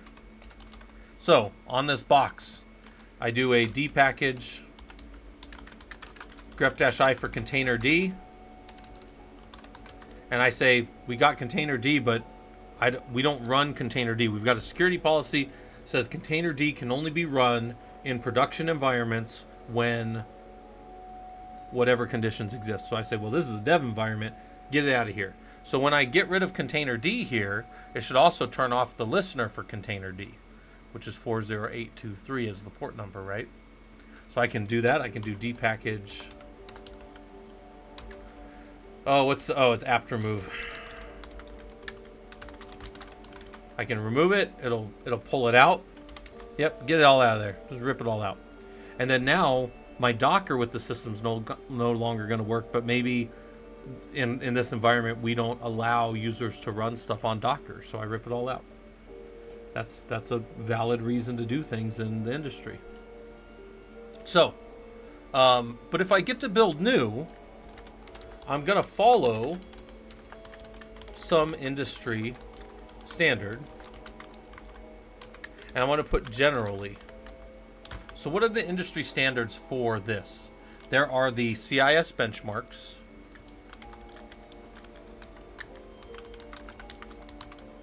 There are your STIG standards.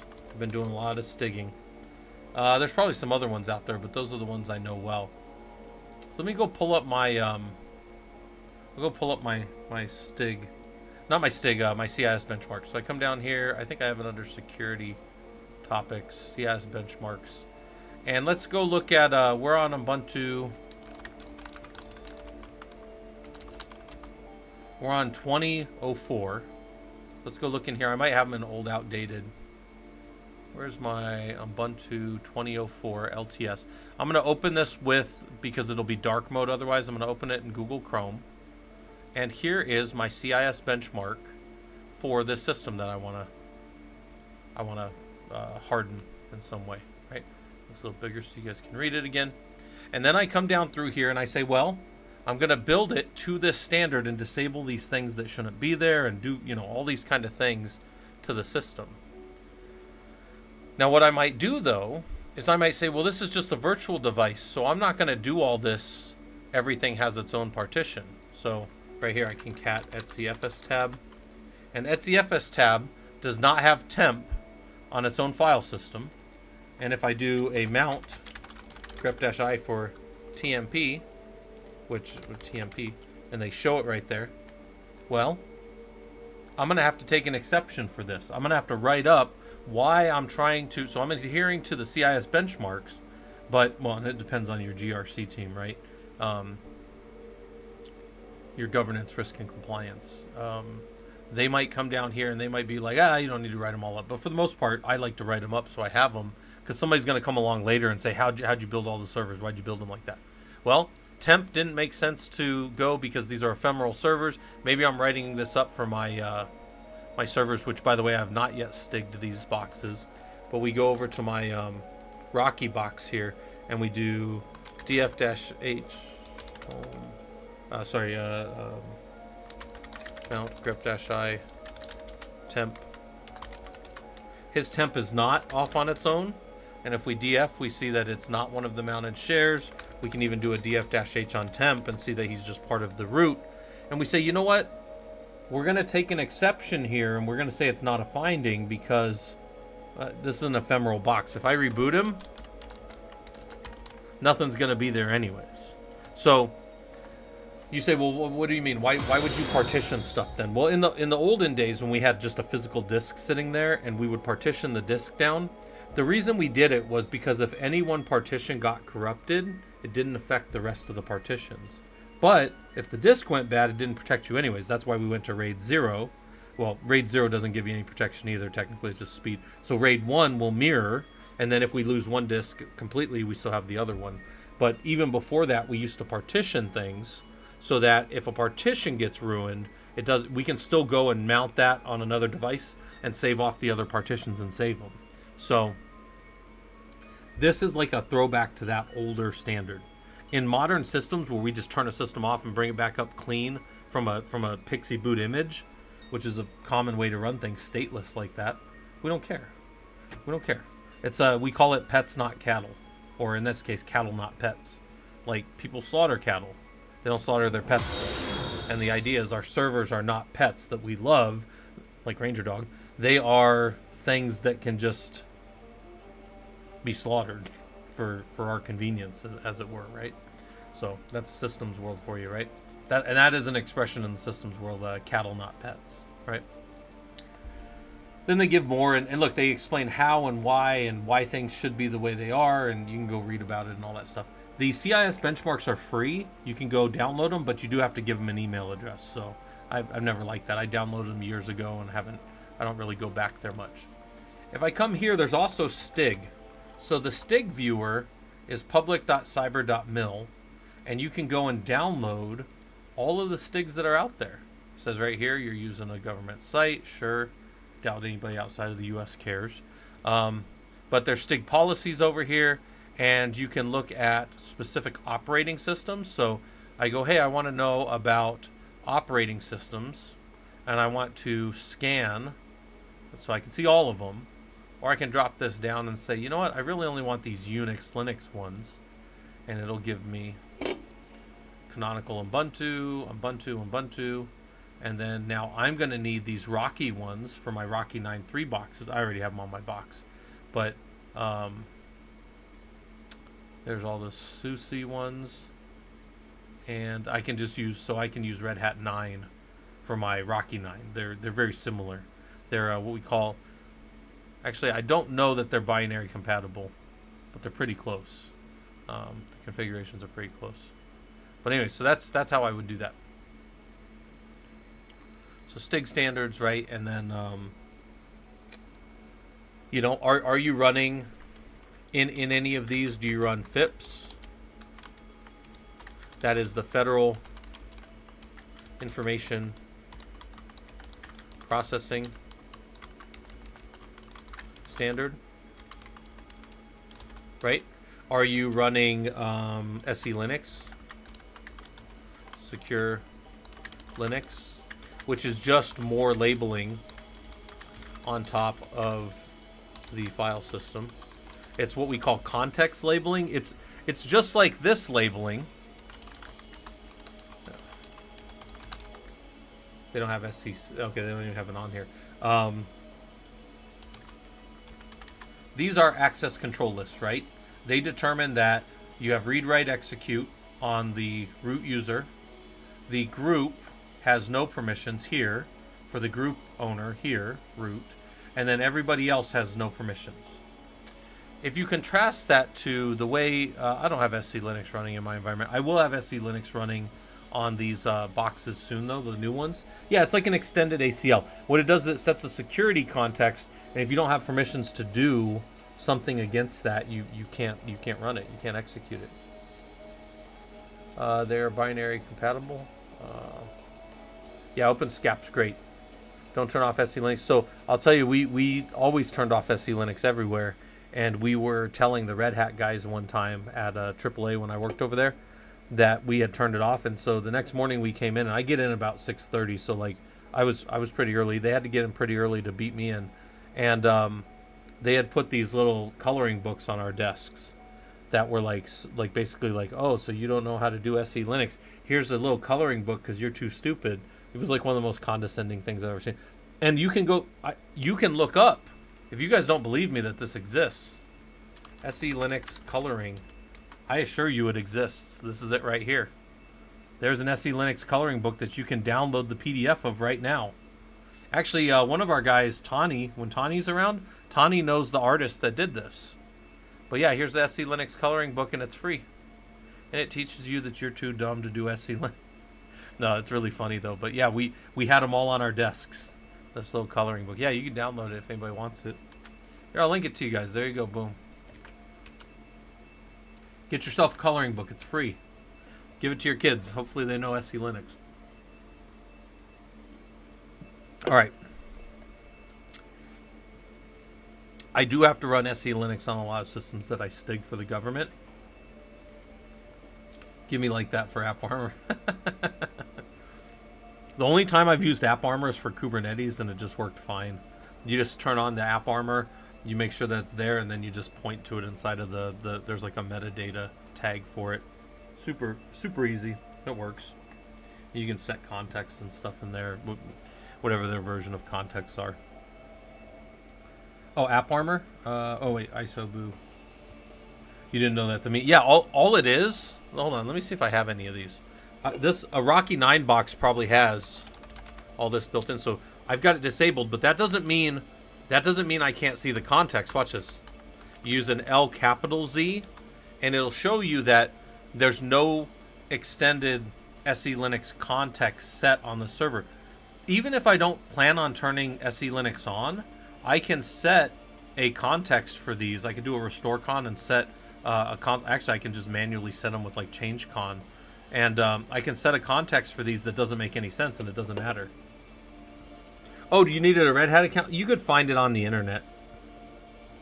I'm sorry, guys. Yeah, I don't have it, or I would gladly give it to you, or I would gladly show it to you if we hadn't all thrown them in the trash. But yeah, that's...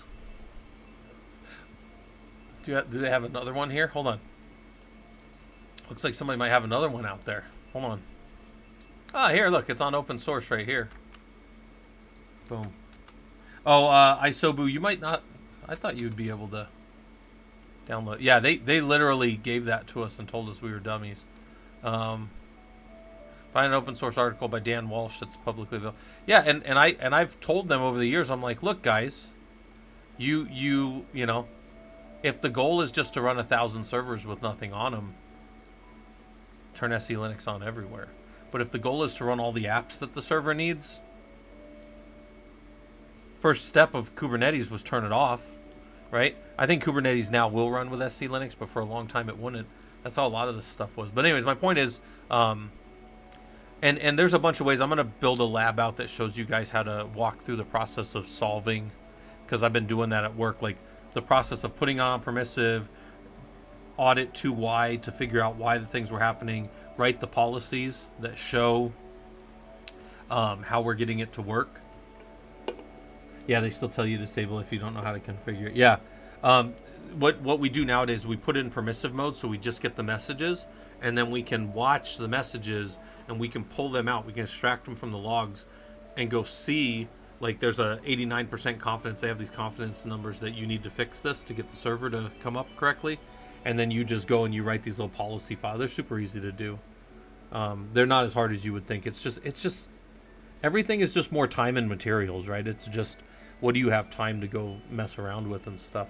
And I've been having to do that professionally, so I've been digging in on those a lot. Look for that. I'll have labs on that, but there'll be ones that you have to come into the Rocky boxes for, because you can't currently... obviously it's not even on this system, and even if we installed the policy core utils, we still wouldn't have SE Linux on this box. So we could turn it, we could install that and maybe get it up in permissive mode and see what would happen, but you can't relabel the operating system, so everything would be a policy fail. So it wouldn't, yeah, because we can't reboot in the lab environment. That's one of the limitations of the lab. You can't reboot. But over here on the Rocky systems, I could give you the capability of looking at SE Linux in an actual context. So, all right. So where were we at? We were here. We were looking at, again, we're looking at actual job board requirements, and we've gotten down to here. So implement and maintain security measures to protect Linux systems from unauthorized access, malware, and other security threats. And I was saying, if you build a new box, if they're letting you build stuff new or a new environment, these are some things you might want to go look at and start. If you're just maintaining stuff, you want to check all of these things. You need to, if you're maintaining stuff, audit users. And I'll put underneath that audit login, right? So if we're on the system here, where are all of our users? Etsy pass WD. Where are all of our, so these are all the users. But what if I wanted, this is one that's come up before. What if I only wanted ones that, so I can do a grep-v capital E for no login, false. Let's just do that. Whoops. Oh, get rid of that. These are all the ones right here that can log into the system in some way. Sync can't. Bin sync isn't real either. So root, Ubuntu, KC internal, and Nova are the only people that actually have a bash shell on this environment. They're the only ones that can actually get in. All the other ones of the no login or the false are no good. Another way you might do this is, I showed you guys this before.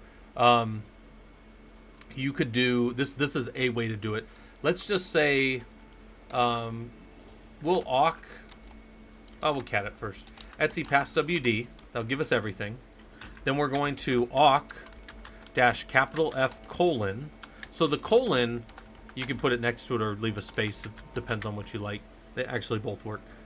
The colon will say that's our field delimiter. So our field delimiter here is the 7th field is what we want based on the colon as the field delimiter. So we're going to say print $7, or and we'll do that real quick. Oops. Somebody's got to. You guys got to stop me, right? You can't let me go on like this. You can't let me type ask when I mean awk. My brain's breaking, guys. There's all that, but hell no, I ain't counting all that, right?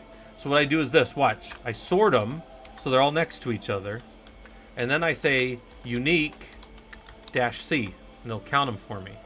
So if I just wanted a high-level understanding of who can log in, like what is the scale of who can log in and who can't on the system, there's 4 users that can log in. There's 5 that explicitly can't from bin false. There's 37 that explicitly can't because of user sbin no login. And there's 1 bin sync, which isn't going to log in. I don't know what the hell it's going to do, but it's definitely not going to log in to a bash shell. So there's 4 nodes, right? If I did, or four users, not nodes. All right.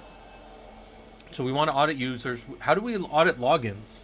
Well, you can say last, pipe it through more, and you can see who's logged into the system recently. You can audit logins from users, something like this. You can say grep. Actually, you could just grep login from var log auth log in this case. And there's some. Well, those are login Ds. Maybe user might come up. Yeah, so here's sessions opening for user root, and I could just see if there were any users in here that I didn't like or I didn't expect to show up. I could look for failed in there. I can do like all these things. I could also have tooling in front of this. So for maintaining, auditing users, we could use tooling to track this. And my tooling may be, so this is under audit of users. Tooling to track this could be fail to ban. Fail to ban will eventually lock people out forever in your environment. You could Loki and Grafana to monitor. So like in my home lab here, we have all the users over the last 20 or the last 6 hours. These are all the users. Oh yeah, look at them. There's like probably over 100 of them right there that have tried to log into my system. That's probably close to 100 right there. That have tried to come in. Failed password for root, invalid user, root. And then I can see them getting locked out forever right here. These are the users getting banned and locked out forever. And if I change this to the last 6, let's just go last 6 hours on this, I would see that they are increasing, but not at a, like the scale is kind of hard to see here. But they have been increasing.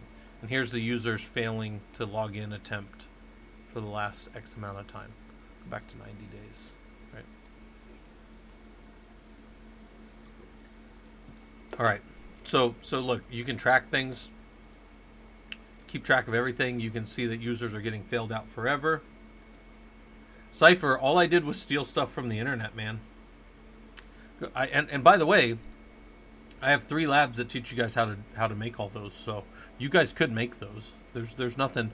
They're in Killer Coda. There's labs on how to do all this stuff. So, okay. So track that, get the logs off the server, monitor stuff, see what's going on in your environment. These are all things that you can do. And for the maintaining it, right, we can prove that we know how to do these things by going through in our Discord. Again, it's one of these things where if you have nothing on your resume, go here, get some certifications for free on your resume. Get something on there. But then we also have these, where do I have them? Things have moved. Prolog Labs. If you scroll up in Prolog Labs, here's our deep dive project. And when you go into that, it's just a PowerPoint that has you go through all of the labs, and then you just fill it out with, hey, this is this thing that I know how to do in our environment or whatever. So, and then here's some other things in there. All right. We could do that sometime. We could do that tomorrow maybe. Hopefully that'll be something. So this one says, oh, so this is similar to what we were doing. Manage users' accounts, permissions, and file systems on Linux servers. So you've got users, right? We've got users. Everybody's got users. They're a bunch of jerks. I'm just kidding. You can find the users on your system. Let me see. I don't do a whole lot of this, but let's see if we can do a little awk. So we can cat etc pass wd, and here's all of our users, right? I see my Ubuntu user right here. When the server's built, I see that somebody's been adding a whole bunch of stuff down here to the environment because these users are put in order. But Ubuntu's the only one over 1,000 or at 1,000 or over, so that's the only non-system process. So system processes are 0 to 199 in the third octet, and then software packages tend to be 200 through 999. So software packages, so like LXD and stuff, and then users start at 1,000 in modern Linux systems. So there's only one user here that's a real user, and that's this Ubuntu one. But let's verify that I'm not lying to you with that. I think, and I haven't used awk in a while like this. Let's do awk-f, and then let's say, somebody help me out here. It's the third field. Oops. The third field is it if? Hold on. Awk. If the third field is greater than, well, let's start with this. We'll say less than 199. Maybe it works like this. Print, I don't know, $3, $1. So we'll know what the thing is. I think that'll do it. Print 1 etc pass wd. This might have to be inside there. Somebody help me out here. I don't do as much awk like this. If, let's go $3 is less than 199, something like that maybe. Oh, I didn't. You're right, guys. Right there. That's. Was it? Wait. So hold on. Let's pull this off real quick. Yeah, I still think that might need to be inside. I always forget how to use the thing. Yeah, but that should be a colon there for sure. Let's see, awk reference. Let's see if we can find a reference for. We need.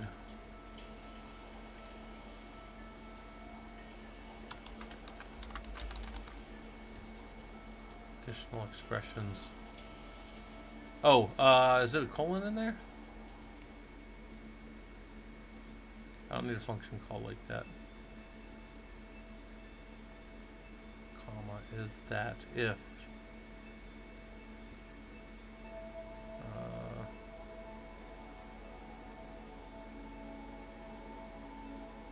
I need to see my.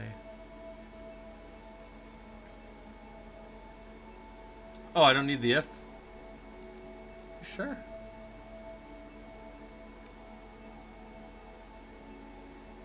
All right. I'll give it the old college try. We don't need the if, huh? All right. Oh, you're right. Yeah. Well, I should have believed you. So look, that would tell me all the nodes, right? Oh yeah, and I catted it first, so I'm filtering it in. But yeah, that's perfect. So that would be all the nodes. So if or all the users that are system users, right? So if I need to know my system users, there we go. If I needed to know those other ones as I defined, it would be less than or equal to 1,000, and then I'd need to figure out how to also say and. I don't know if there's like an ampersand or something for the logic.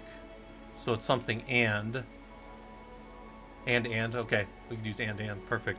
And the $3 is greater than 199, right? Because that will not hit 199, but it'll hit 200 and up. Boom. That would show those ones. And then we come back here and we switch this around, right? We just turn this guy around and say it's greater than, and then for our logic to be right, 999, right? Because then it won't hit 999, but it'll be above it. That'll show the people that are above it. So that's a way, right? And again, it's not pretty, but that's our history. That's our way to find and carve up which users belong into each of those categories in our box. And this is very similar. I had a buddy that used to use one like this. Oh, here. At American Express long ago, where he wanted to know if any of these users here had the ability, any of these users that were outside of, or the system users shouldn't have the ability to log into boxes. So they would go check for that, and then that was the test that they did through their security program at the time. And that was actually funny because that was before they went over to like Tenable security. So this is like check. I really should have this stuff should probably be down here, but that's fine. The audit users and logins and stuff, but that's fine. Their permissions, right? So these users have, if I just let's just grep real quick so it's easy to see, Ubuntu from Etsy Pass WD. He's got these 7 fields across. The 7 fields are always the same. It's the username for us right here. It is his password, but in modern Linux systems, that X means that it's stored over an Etsy shadow. And then only thing that can read that is your pluggable authentication modules. They act like a bouncer in the system. You've got the user ID of the user, right? Ubuntu is 1,000. Here's his primary group's group ID, not any secondary groups he has, just his primary group. Then here's his, this is a short description it's not required, but it has to be denoted with a colon because this has to be 7 fields across. So even if you left that empty, it still needs to have a colon to say that's an empty field. Then you've got your home directory, home Ubuntu, and bin bash. Okay, good. So I should be able to ls-ld on his home, and he should be, man, Ubuntu permissions bug me so much, but let's explain his permissions real quick. Home Ubuntu right here can be, it's a directory. We see that here. Also the color denotes it, but you don't always have the color, right? The color is defined by an alias right here. There's an alias for ls that I'm doing is giving me color auto. I have to go past midnight. Yeah, Andres, thanks for coming by. You're definitely always welcome to hang out or be down in the Discord and all that good stuff too. So that's good. Oh, Daft Duck. Yeah, you got that. Yeah, the line selector. That's good. I saw it over here on the other side, but I appreciate that you were doing it over there too. All right, so look, he has permission. It bugs me so much. Most Red Hat systems are only given the permissions over here on the left. So 7, that's a 4, a 2, and a 1 for read, write, execute, to the owner of the file Ubuntu. Only read and execute to the group owner of the file, which is Ubuntu. And then read and execute to everybody else, meaning everybody can traverse home Ubuntu's directory. I don't agree with that. I would check. I'm going to check actually. User add -m Scott, and then ls-ld home Scott, and it's the same thing. I can't stand that permissions in a red. Look at how a Red Hat system does permissions. Actually, we'll just do an ls-ld on home everything. Oops. That's how most modern systems do permissions. Lab user is the only one who has read, write, and execute to their home. Nobody else, not even people in his group. Like, oh yeah, you're like in my group at college or something, and we're friends at college, doesn't mean I give you a key to the front door of my damn house. It's insane, right? And then everybody else, they also don't have a key to the damn front door of the house. But in this system, any user can get in there.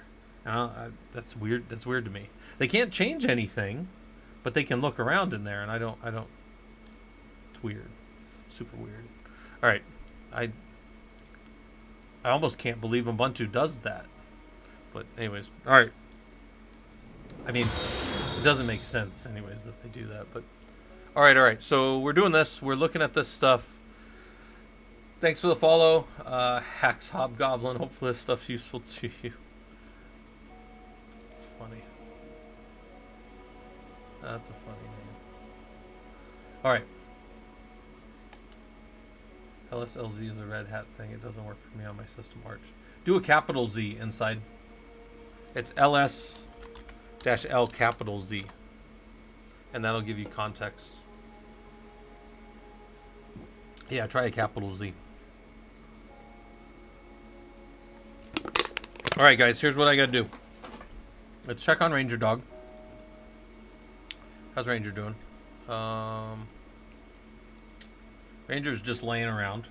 I'm going to take a quick break, and if you guys got questions or want to ask about any of these kind of things, if you need to know about our Discord or any of that kind of stuff, feel free to ask or do the little exclamation mark on the Twitch side. It'll tell you what our Discord is. What do I have here? We have hourglass. Hold on. Let me pull up my little hourglass. And we'll take a quick break.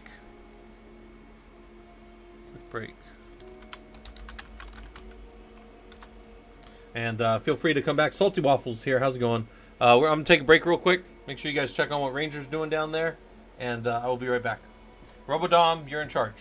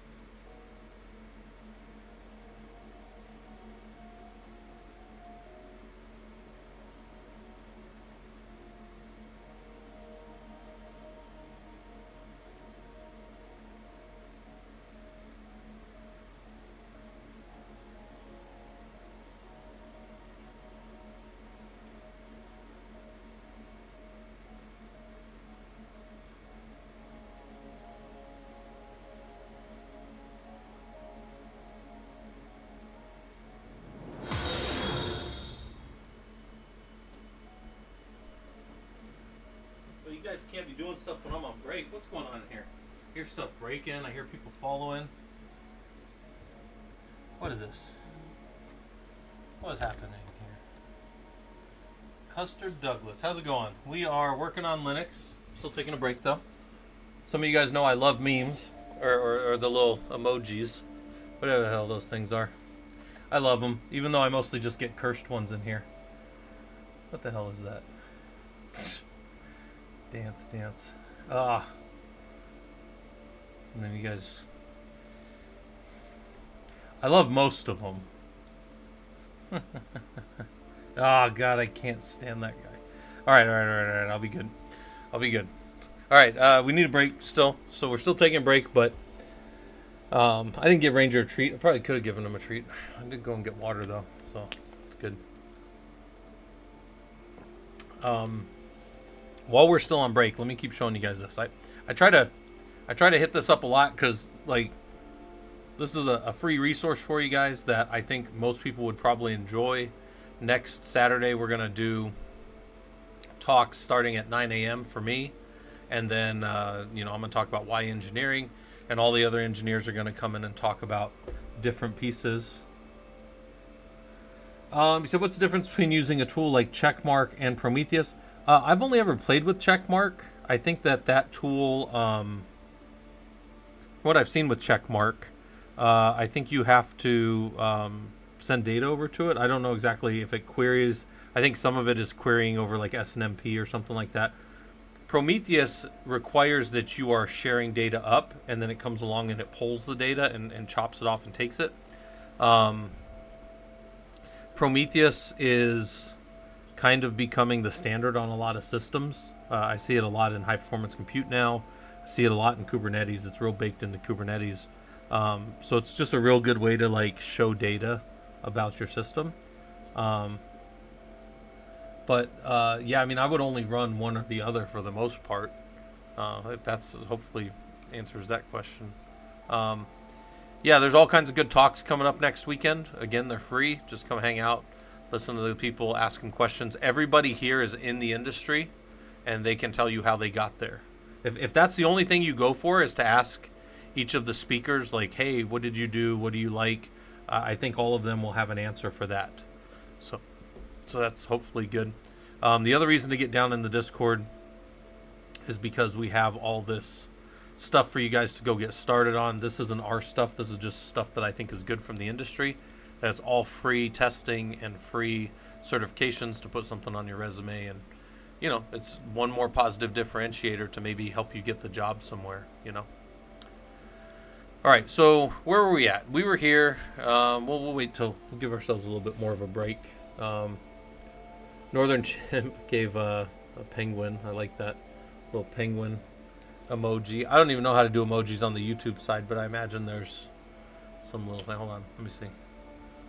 Let's see what we got on the YouTube side here. That's kind of cool. They got penguins. Oh yeah, there's a little penguin guy. All right, I like it. Kind of cool. Kind of a cool little thing there. All right, let me get out of there. I'm gonna play around with that all day. All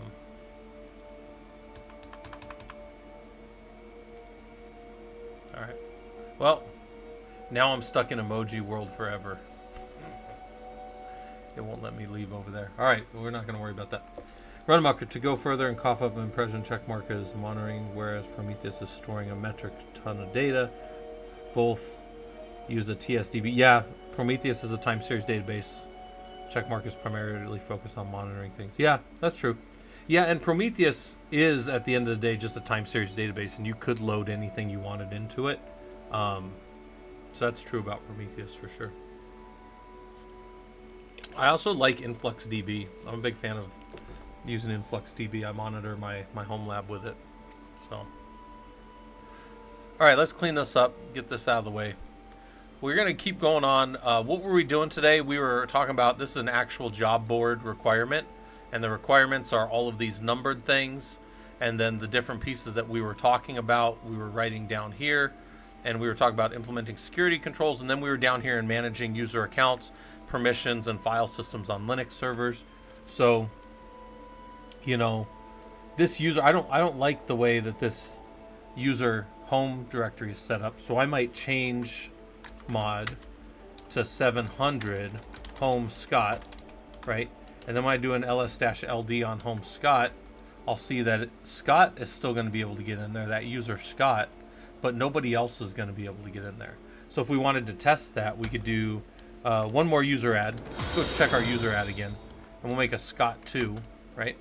And ls-ld on home, and ls-ld home, everything. So there's all those.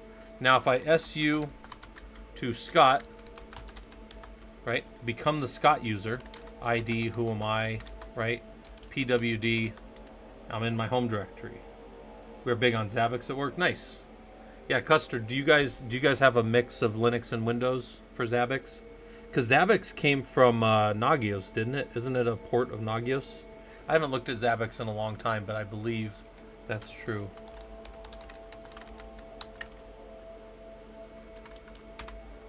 I think.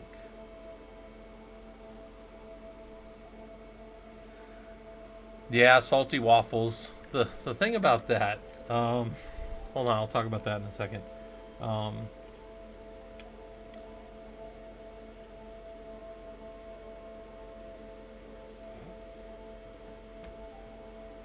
Isobu, you said, does anyone know if we can add decimal numbers with the courses in GitHub, e.g. 075 working with DNS, or does it have to be an integer? I've been keeping them integers, Isobu, but the order of the labs is determined by a file that's in there. It doesn't actually matter if you're. Let me hold on, guys. I got to show them this real quick. So if you go in and if you do a pull request, right? If you make a new lab, by the way, nobody's made a new lab. I've been the only one making labs. People have helped me edit them over the last year and a half or whatever. But if you were to make one and you wanted to make like a DNS one here, like, and put it in there, you could actually just name it like 10 and working with DNS. But then you come down here to the bottom. Well, this is where it gets like tricky. Not tricky, but then you just put it physically right here in the JSON, and then it would be there. So I'm talking to one specific person here, guys, for Isobu. But you could name it the next number. It could be 10 dash, more with DNS, and then you just so it could be whatever you want here, and then you just logically move it up there to be after 7 before 8. And then nobody would ever know except that they would be looking up there and seeing that it's 10, but in the list it would be the next one in order. So my point is, the structure.json is more important. When I first started doing Killer Coda, the numbering mattered. That's why I did the numbering like this. I did the 2-digit numbers were just our system stuff. This was all of our configuration, and then the 200s were all of our security, and then 300 was going to be all of our data analytics stuff. I just haven't gotten around to working on it. All right, so anyways, that was that. Hopefully that's clear. You can change that as well, the structure.json, but it has to be normal JSON, so just grab that, copy, put it down there. And again, you can put whatever number. It can be 10, and it would show up before 8 as long as it's in this order right here. So this is the structure of the directory. This came later after I started doing it, and it's a hassle, but it's fine. It's benign. It's just another one of those things you got to know. Now to SolarWinds. Guys, do you remember? I always wonder who remembers things. Like, I feel like, and I'm not saying anybody here, so don't think I'm talking to you guys, but sometimes I think in general, like, the whole world besides me is an NPC. And I know that's like some terrible like elitist way to think, but what I mean by that is we just had something happen with CrowdStrike that literally happened a few years back with SolarWinds, and nobody seems to remember it. So when you just said your company went SolarWinds, I'm sitting here going, I didn't know anybody was using SolarWinds anymore. But apparently nobody pulled it out. Hold on. I know the internet remembers it. There was a huge SolarWinds hack. Oh, this was before Log4j. This is months before. Log4j happened like December 9th of 2020, right? SolarWinds got owned. And all of their people that they had way too much control into their system. They're a monitoring tool. They should be able to read shit. They had way too much control into people's systems. Well, the NPC? NPC is a derogatory statement. I'm calling everybody else a non-playing character. But what I'm saying is like I swear that people just forget, or like people just come in as cybersecurity experts, but they've never done anything. So they're like kind of a new guy with a badge and a gun, but they don't know anything. Non-playable character, yeah, non-playing character, right? He's an NPC. He's the guy who just stands there and takes coin for armor all day. That's all he does. Doesn't even care if you ransack his shack or whatever. It's a video game terminology. But my point is, SolarWinds got hit really hard, and it compromised all kinds of people, took people down, and like people still use them. And I'm just like, if you're going to be in my systems, I have to have control of what you're doing. And the reason I compared them to SolarWinds is SolarWinds pushed an update without telling anybody. I never let anybody touch my servers like that. I've never given up that kind of control. I won't do it. I would tell management I won't do it, and then if they won't still do it, I'd be like, all right, well, I'm not the admin. I'm not the engineer that's running this server anymore. I'll go somewhere else. And like, you might think like, Scott, that's a weird hill to die on. It is a hill to die on. I used to get in arguments all the time with our CMDB. We had a configuration management database team, CMDB, and they used to tell us, well, you guys are in charge of this. And I'm like, all right, well, then where are my keys to it? And they're like, no, you guys are in charge of keeping this system up to date. And I'm like, and I would get into this with like directors in the call, and I'd be like, I don't have access to control that thing, or I have to ask you for access to control that thing. I am not in charge of it. And they'd be like, no, but you are. And I'd be like, no, but I'm not. Like, if I don't have access to go do a thing and hit it with an API call and do things automated and stuff to it, I am not in charge of it. I don't have my keys up here. But if you have a set of keys, all of those things that you have keys to are yours. But if I don't have keys to shit, it's not mine. And that's simply all it is. But anyways, so I was just saying that about, like, we gave, with CrowdStrike, and I'm not saying me, but other people, they gave the company all access to their system. Just update shit whenever you want. And everybody paid for it. So I thought people would learn their lesson, but every 2 years we keep hearing about the same thing. So what can we do? All right, I don't get political on here. I just tell you guys the tech stuff. Technically speaking, I never give up that kind of control. All right, anyway, so let's go look at this. So if I'm this user, I should be able to currently go into home Scott 2, and there should be nothing stopping me because I'm Scott 1. But I should go in there. But then if I exit and go back to, I'm the root user again, and I SU to Scott 2, and I see that I'm Scott 2, right? I cannot go to Scott. Oh. What the hell's wrong with me? Oh, good God. CD, home Scott. I cannot go in there. Oh, geez. CD to home Scott. I cannot go in there. I don't have permissions. I don't have any permissions to go down in there. There's nothing that coincides me with that. Yeah, the fact that CrowdStrike is basically an RCE for the customer's operating system is concerning. I'm not sure if you guys saw that they were apparently taking requests from company to do automated fix on their end. God knows how they're doing. Yeah, guys, I'm gonna just tell you. Every time I've been an admin, everywhere I've ever been an admin, like when I say admin and engineer, sometimes I mean them interchangeably, but when I say admin, I mean I'm the person in charge of keeping all those servers up. I'm like Scotty down in the engineering room giving the captain all she's got, right? I've given her all she's got, captain, she can't take anymore or whatever, right? The thing about, yeah, an automated fix, that's just insane to me.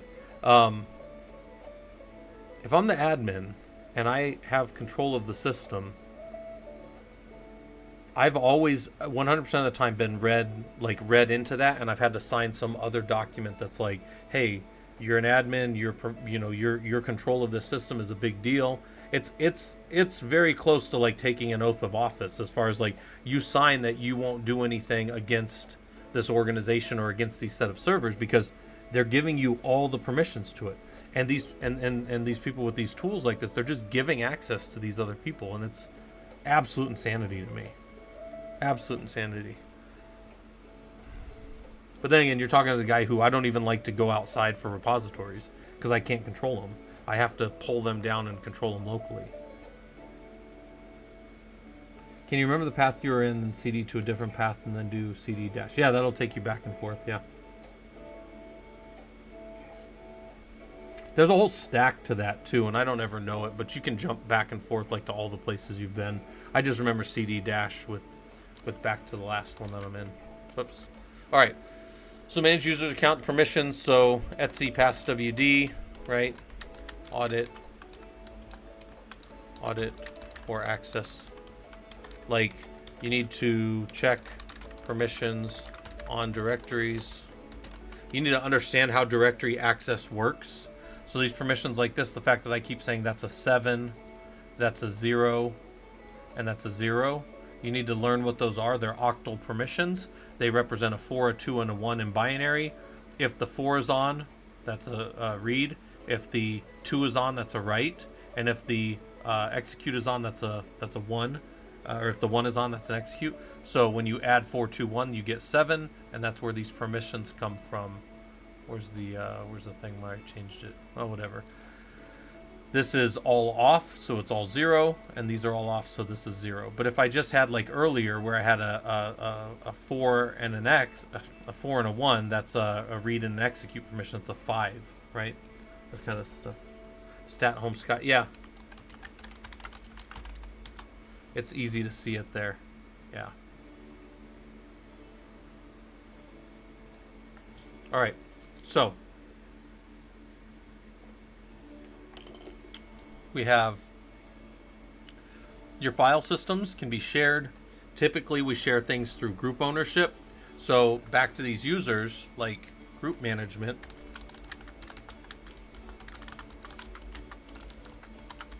Group is always in. And if you belong to another group, you'll show up here at the end of the group. So if I come up here and I look for different groups, I happen to know that there's a sudo group in here, and sudo has Ubuntu in it. So the Ubuntu user has some permissions. I could take Scott here, so I can say vi etc group. You can do it like this. You can also use group add if you want to, and I can come down here to sudo, and I can add the Scott user, right? And then if I grep etc group, I'd grep Scott from etc group real quick. I'll see that Scott, the regular Scott, is in sudo, but Scott 2 is not. And then I can just go like this: sudo -l -U for Scott. He can do anything he wants because he's in the sudoers file. Sudo -l -U Scott 2. What do you guys think Scott 2 can do? He's not in any extra groups. No. Sad clown noises, right? Now we have a lab where we make you do sudo stuff, and some bad users are trying to sudo up in your environment, and you give like the one user that should have permissions. But the idea here is the user's not. I can test the permissions, but I can also become the user. So su-scott, and then as the Scott user, I can do a sudo -i and try to become root, and it'll ask me for Scott's password. That's a problem. I don't have his password, so I'm just gonna say, okay, sad Scott noises. I can't do it, right? Just Control C out, and then I'll exit and I'll go to Scott 2, right? And I'll try to sudo -i to become root, right? This becomes root, and it'll ask me for my permissions here. And even if I have it or don't have it, doesn't matter. I'm just gonna hit that. It says 3 incorrect password. It wouldn't matter if I had them. I can set pass. Well, let's do this. Password for Scott will be pass, and the password for Scott 2. Oh, we only have 2 more minutes, or 1 more minute in this environment. Will be pass and pass, right? And then if I become the user Scott and try to do my sudo -i, I will have permissions to do it. But if I become the user Scott 2 and try to do sudo -i, I spelled that wrong. I literally spelled pass wrong. Now he's not in sudoers, and he'll be there. And then if I tail dash, let's say like 50 on var log auth.log. Oh, he can't do it.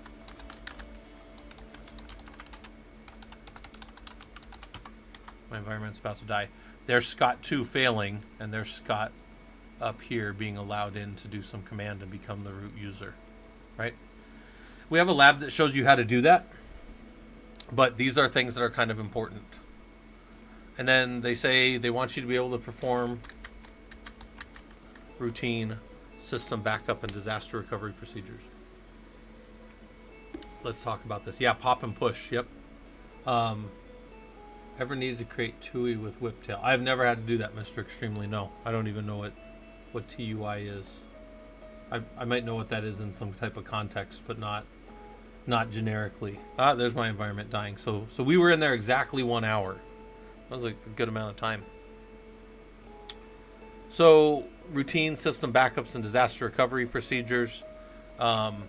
This may be agents or tools for backup.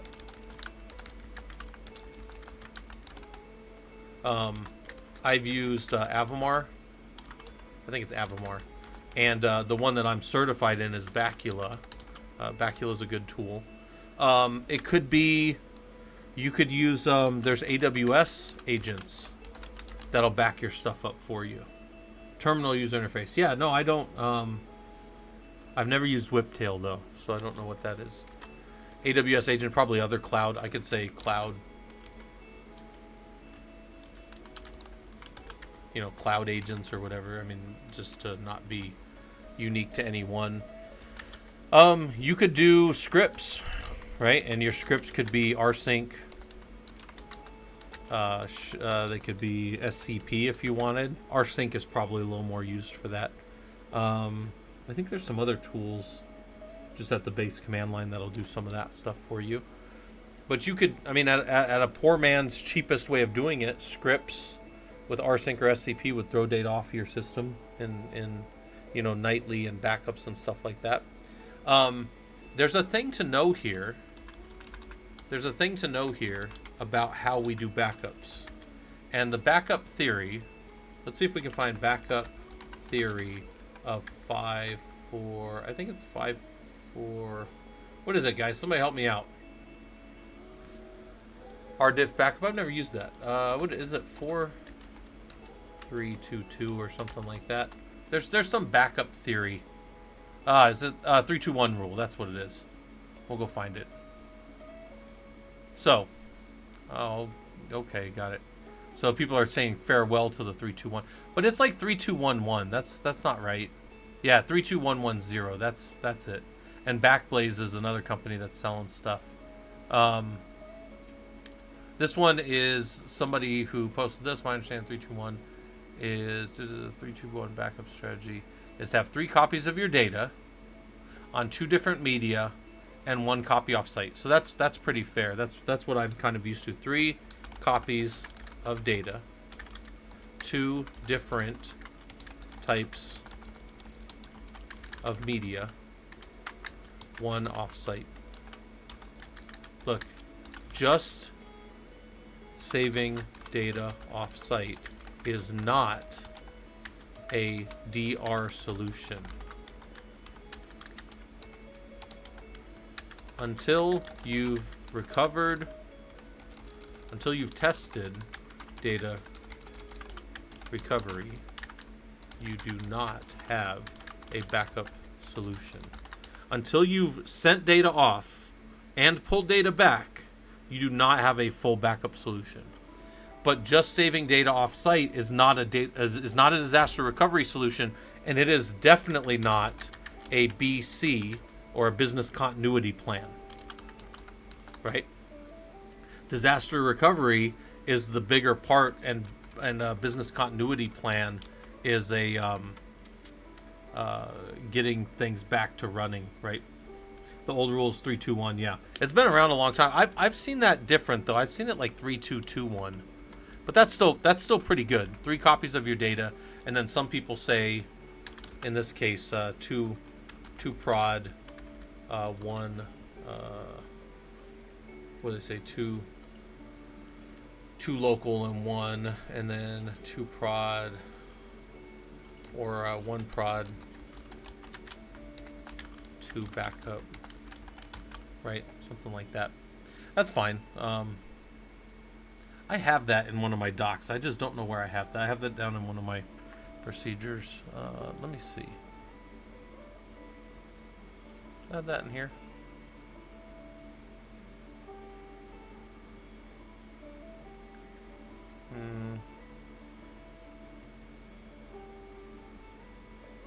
This is a talk I'm still prepping on ISC squared, certified in cybersecurity. Because by the way, that's a free cert still too. Until they get to 1 million people, they're making that cert free. So you guys can still do that cert. This doc isn't done yet though. I just wanted to see if I had it in here. I thought I had something in there. No. All right, that's fine. All right, so that's, backup and disaster recovery is probably going to be company dependent, site dependent. You're not going to be called on as an engineer to set that up the first time. That's probably already going to be in place, but you are going to have to maintain it, and you are going to have to make sure. So your main things are, is it backing up currently? Can I test it to prove that it's pulling data back correctly? And then, what's the size of it? How fast is it growing? All that kind of stuff, we always do kind of like a rundown time. Like, if it continues to grow at this rate, it will run out of space at October of this year. Well, that's not good. If we said October of this year, that's bad. Now, if we do the math a little bit and we say, well, at this rate, it's going to grow to, by maybe December of 2027, that's a little more reasonable, right? And you're going to have to improve on it too. What's that, Cypher? Are you talking about that doc? I haven't published that doc yet. That's our cybersecurity one. But the ISC squared course that's free is the certified in cybersecurity. So like the entry level cybersecurity cert that they have, they only put it out a couple years ago. The first 1 million people to take it is free. Yeah, ISC squared. It's the organization that does. They're the organization that does. Well, I have their CISSP and their CCSP, but this is a free exam and training. So, yeah, I'm putting together a training on it. I haven't gotten around to publishing it and finishing it yet. And when I say publishing, I mean just putting it up on Discord for you guys, because I don't charge anything for any of those. Those are all free. Yeah, that's ISC squared. All right. Where's our thing at? Hold on. Let's go here. And then this one says, install and configure server hardware and peripherals. Okay, we can do that. I'm going to refresh this lab. If you use RAID, can you use it across multiple containers? I mean, across multiple sessions. It does not matter. So, Groovepunk, if you have RAID is going to be then... So RAID is an aggregation of some type of disks in some way, right? That's a redundant array of independent disks. When I started, it was inexpensive disks, but they took it out of the industry. So redundant array of independent disks. Typically, that RAID component, once it gets congealed up into one type of presented storage, nothing after that ever thinks about the fact that it's RAID again. So if you're asking, can you use RAID and turn it into a disk and then on that disk use it against multiple containers? 100% yes. Yeah. Because it's abstracted in such a way that the system up here doesn't know that the system below is even a RAID. It just sees it as a disk. In fact, it doesn't even see it as a disk. It sees it's whatever presented out of the operating system. So if you're Nagios and you're writing NRP plugins, Prometheus, and you're writing custom exporters or piggybacking off something else, monitoring is always changing despite the illusion of persistence. That's fair, run amucker. And I've never written an NRPE plugin, but I've definitely written quite a fair bit of actual Nagios plugins through. So what I used to do was I would use check by SSH over to a box, do my check, get my return values back, and then I would give them to the server. So if you want to see an old example of that, I actually have a presentation that I used to do that in. If we go to Prolog presentations. Oh shoot, I don't even know if I have this down in here. It's up one. It's just out here. This was my Nagios design document from 2016. Yeah, it's old, right? But here, we'll go up a little bit. And I'll show you guys this was one of my checks. So I wrote them all in Perl because that's what most of the Nagios stuff is. This was by me, 2016. and it would go and it would check for like a Unix version in our environment, and then it would check to see if it was a warning check, crit check. So all I did was set flags as I went, so all the flags were off.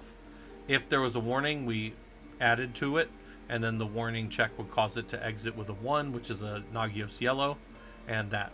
Yeah, Runamucker, I think this is up in the Discord somewhere too if you need it, but if you're ever like, oh, I need an example of that, I mean, I could send it to you or whatever. This was a very specific... We were trying to wrangle down at the time how well we were patching and getting all our servers. There was no patching plan when I came on with this organization.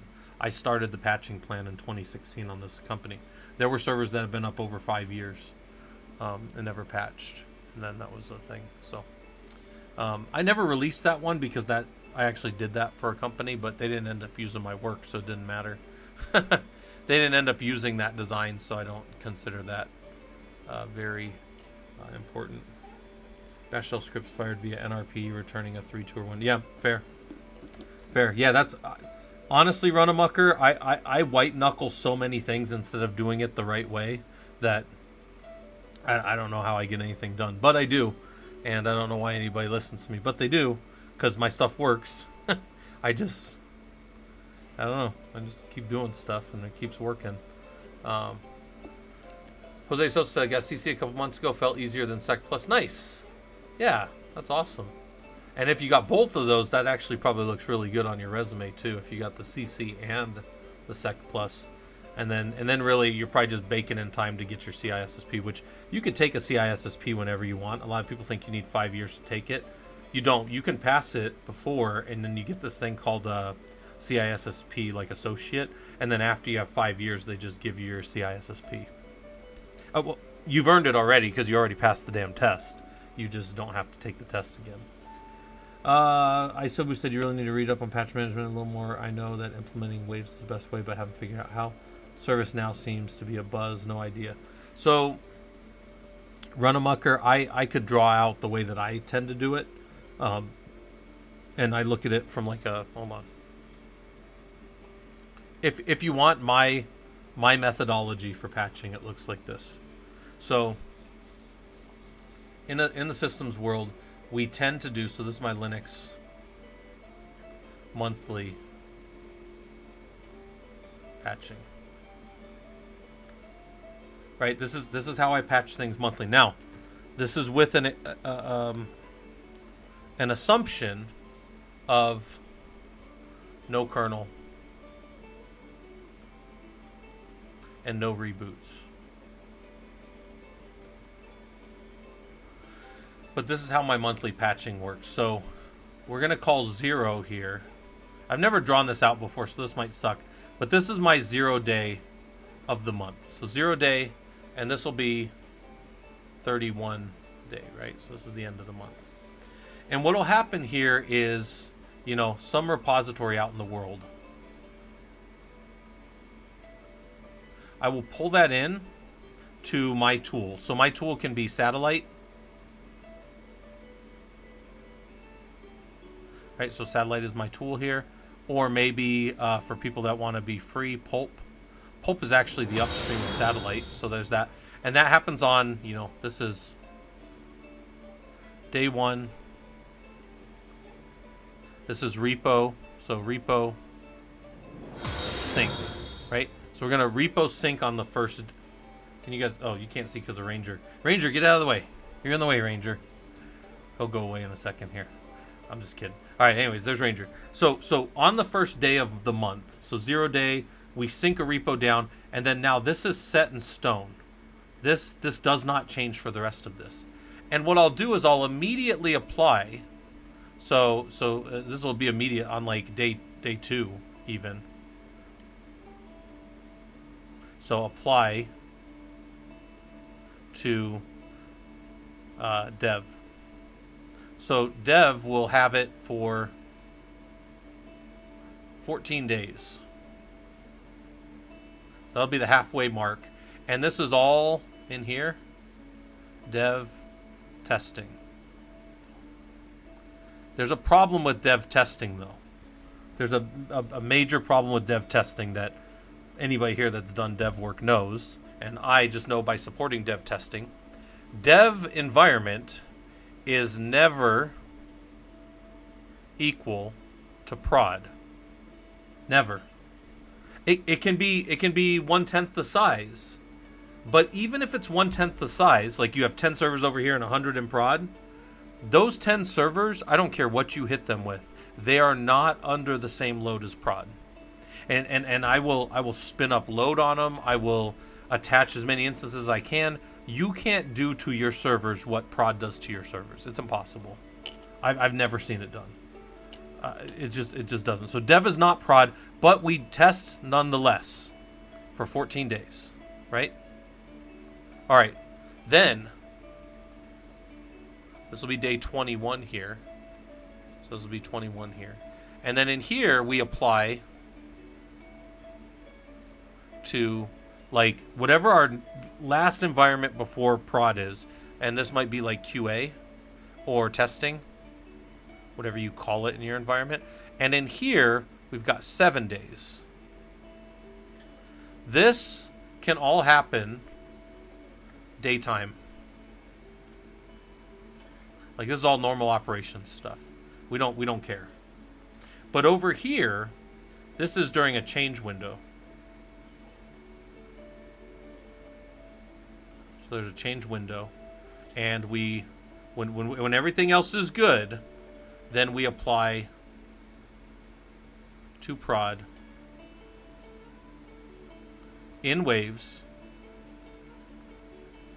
and almost always, so this is like the 21st, this is the 21st to the 30th day of the month or whatever, it's applied to prod, and then at the start of the next day we start over. That's my methodology that I use with satellite or pulp or whatever. I know that looks like shit, but that's my way of doing patching right there. I automate it all with Ansible, and then I don't touch it. But all the devices. So satellite and pulp both have this thing that's like it's a life cycle. They have a life cycle. And what you can do is dev points to one part of the life cycle, and then QA points to another one, and prod points to another. So if you only release it as far forward in the life cycle as it is for the month, and the reason this matters is if somebody accidentally updates this on like the 7th day of the week of the month, if you go and you do a yum update or DNF update, this will get 0 packages. Because it can't even see the repository hasn't been pushed forward to its life cycle yet. Nothing goes out to the world. This is locked off. Nothing goes directly to the world. Repos are synced down and solidified on the first day of the month. That's how I do most of my patching. If you ask me to build, like if you're like, hey Scott, I want to use 20 hours of your time and get you to like set up patching for my environment, that's what I'd set up for you right there. It wouldn't even take me 20 hours, but I'd probably charge you 20 hours, but no, anyways, but that's what I would do right there. All your servers would automatically update, and they would only see what they should at the time that they're supposed to. So that's it. My previous developer for Noah, they didn't care what we did in the dev environment. Yeah, Robodom, for the most part, you don't. Salty Waffers, yeah, minimum. Yeah, actually, and then I'll stay on retainer after that too. I do contract jobs for people if they need me to. I have limited it because I'm working, right? I'm an engineer full time. I teach, which is not full time, and then I'm working on my doctorate. So like me doing this stuff right now is actually me just not working on my doctorate right now. So this is just me just messing around right now. I've pulled that up a few times on stream. I don't have a good way to make that fun for anybody, so I don't think anybody ever wants to watch me do my I don't think any of you guys want to watch me do my doctorate work, but it's just writing. So it's just writing, right? Like doctorate, you do a bunch of writing and a bunch of annotation of articles, which is just basically distilling them down to interesting things, and then you just store a whole bunch of them, and then you just write. There's a lot of writing. It's like a couple hundred pages of writing, which is funny because like I already have a book published, but now I have to have more stuff published. So, all right. Anyways, all right. Let's go back to here. This is what we're working on. So how do we install? Let's get back to our lab, right? The lab is pinned for everybody. Let's see. Wait, did it go away? I've messed up on the Twitch side, guys. I apologize. Here's the pin. Salty Waffles said, let's see your doctorate work. I'm slowly working on mine. What's my topic? All right, my topic is generally speaking, it started out with I wanted to do something on. I was gonna build a. So a lot of times, guys. So when you do your dissertation work, you're not just supposed to do a task. You're supposed to help advance the body of knowledge, right? Like that's the point of like a doctorate, is like advancing knowledge. So what I was gonna do was I was gonna build a framework for how we tracked bots and things through like a honeynet and like a honeypot network. And I was gonna do all that, and then I didn't get a lot of traction with that, and I was kind of building it out in the home lab and stuff, and that's why some of our stuff is still called dungeons.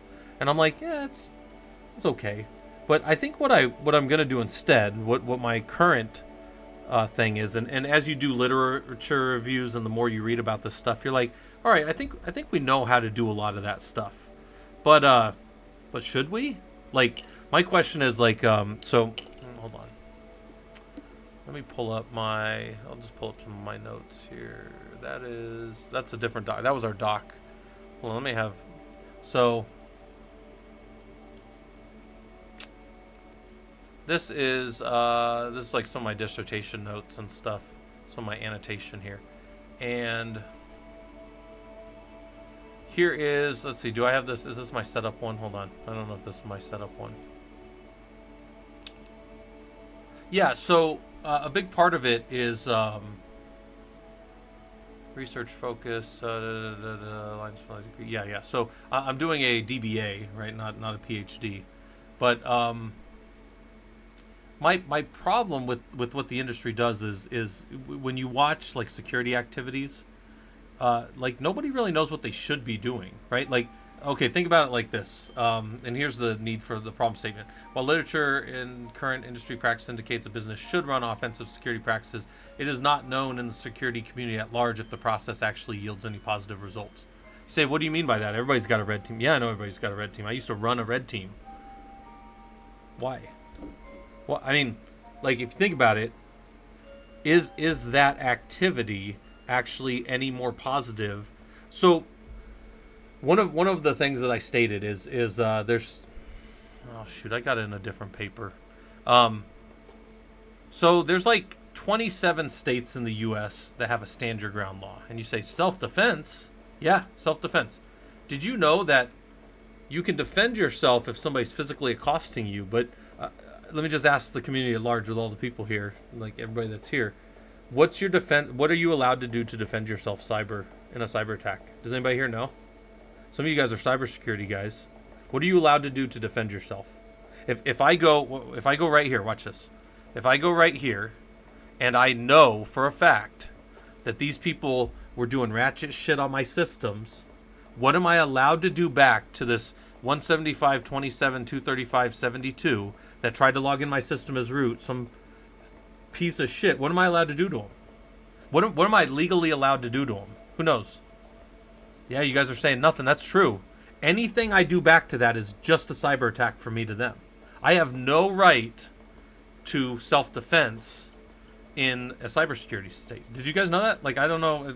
Nobody's probably thought about that much, because we do a lot of red team stuff. We pretend to attack ourselves, but we do a whole bunch of... The only thing we're actually allowed to do is hide in the closet.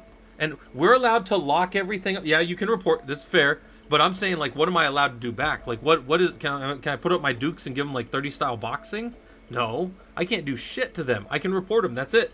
I can complain about them. But I can almost guarantee you that's just some, like, grandma's computer that got compromised and is a bot.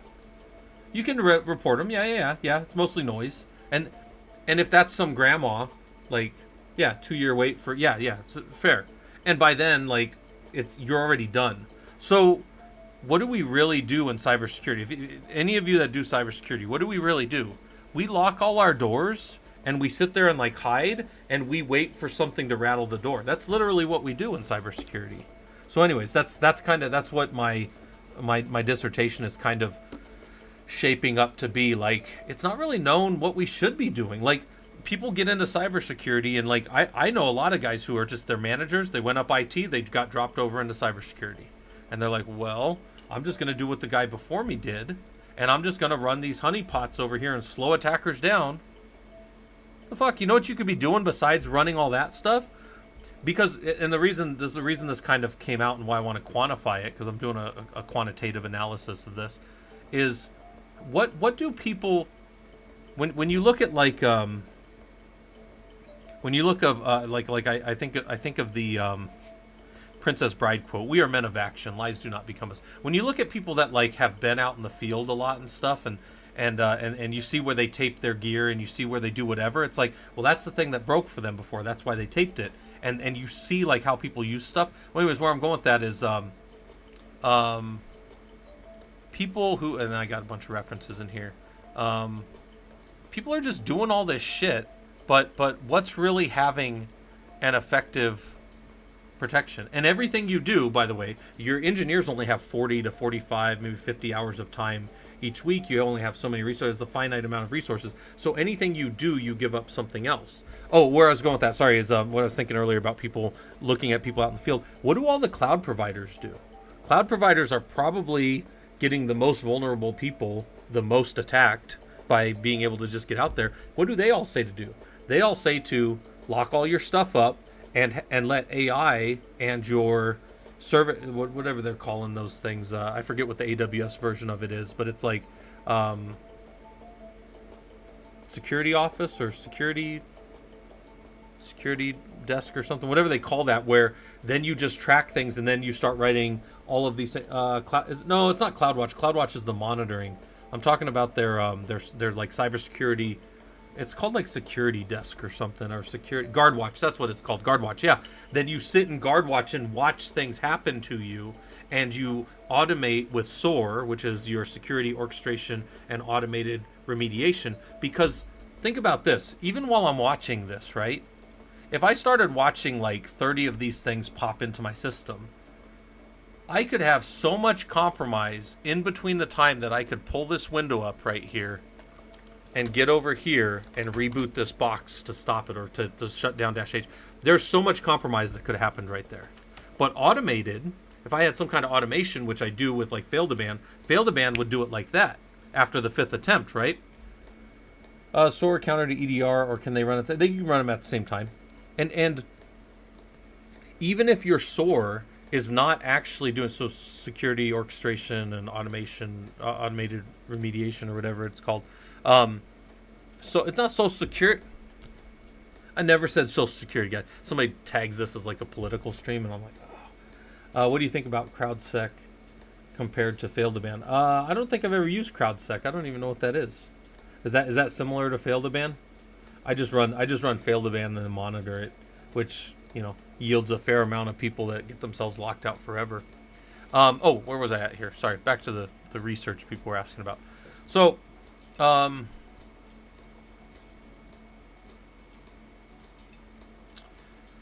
anyways, where I'm going when I'm looking at these things, right? And again, this is me. I'm still framing this out. I have a class in December that's like my first part. They want me to have the first couple chapters of this done.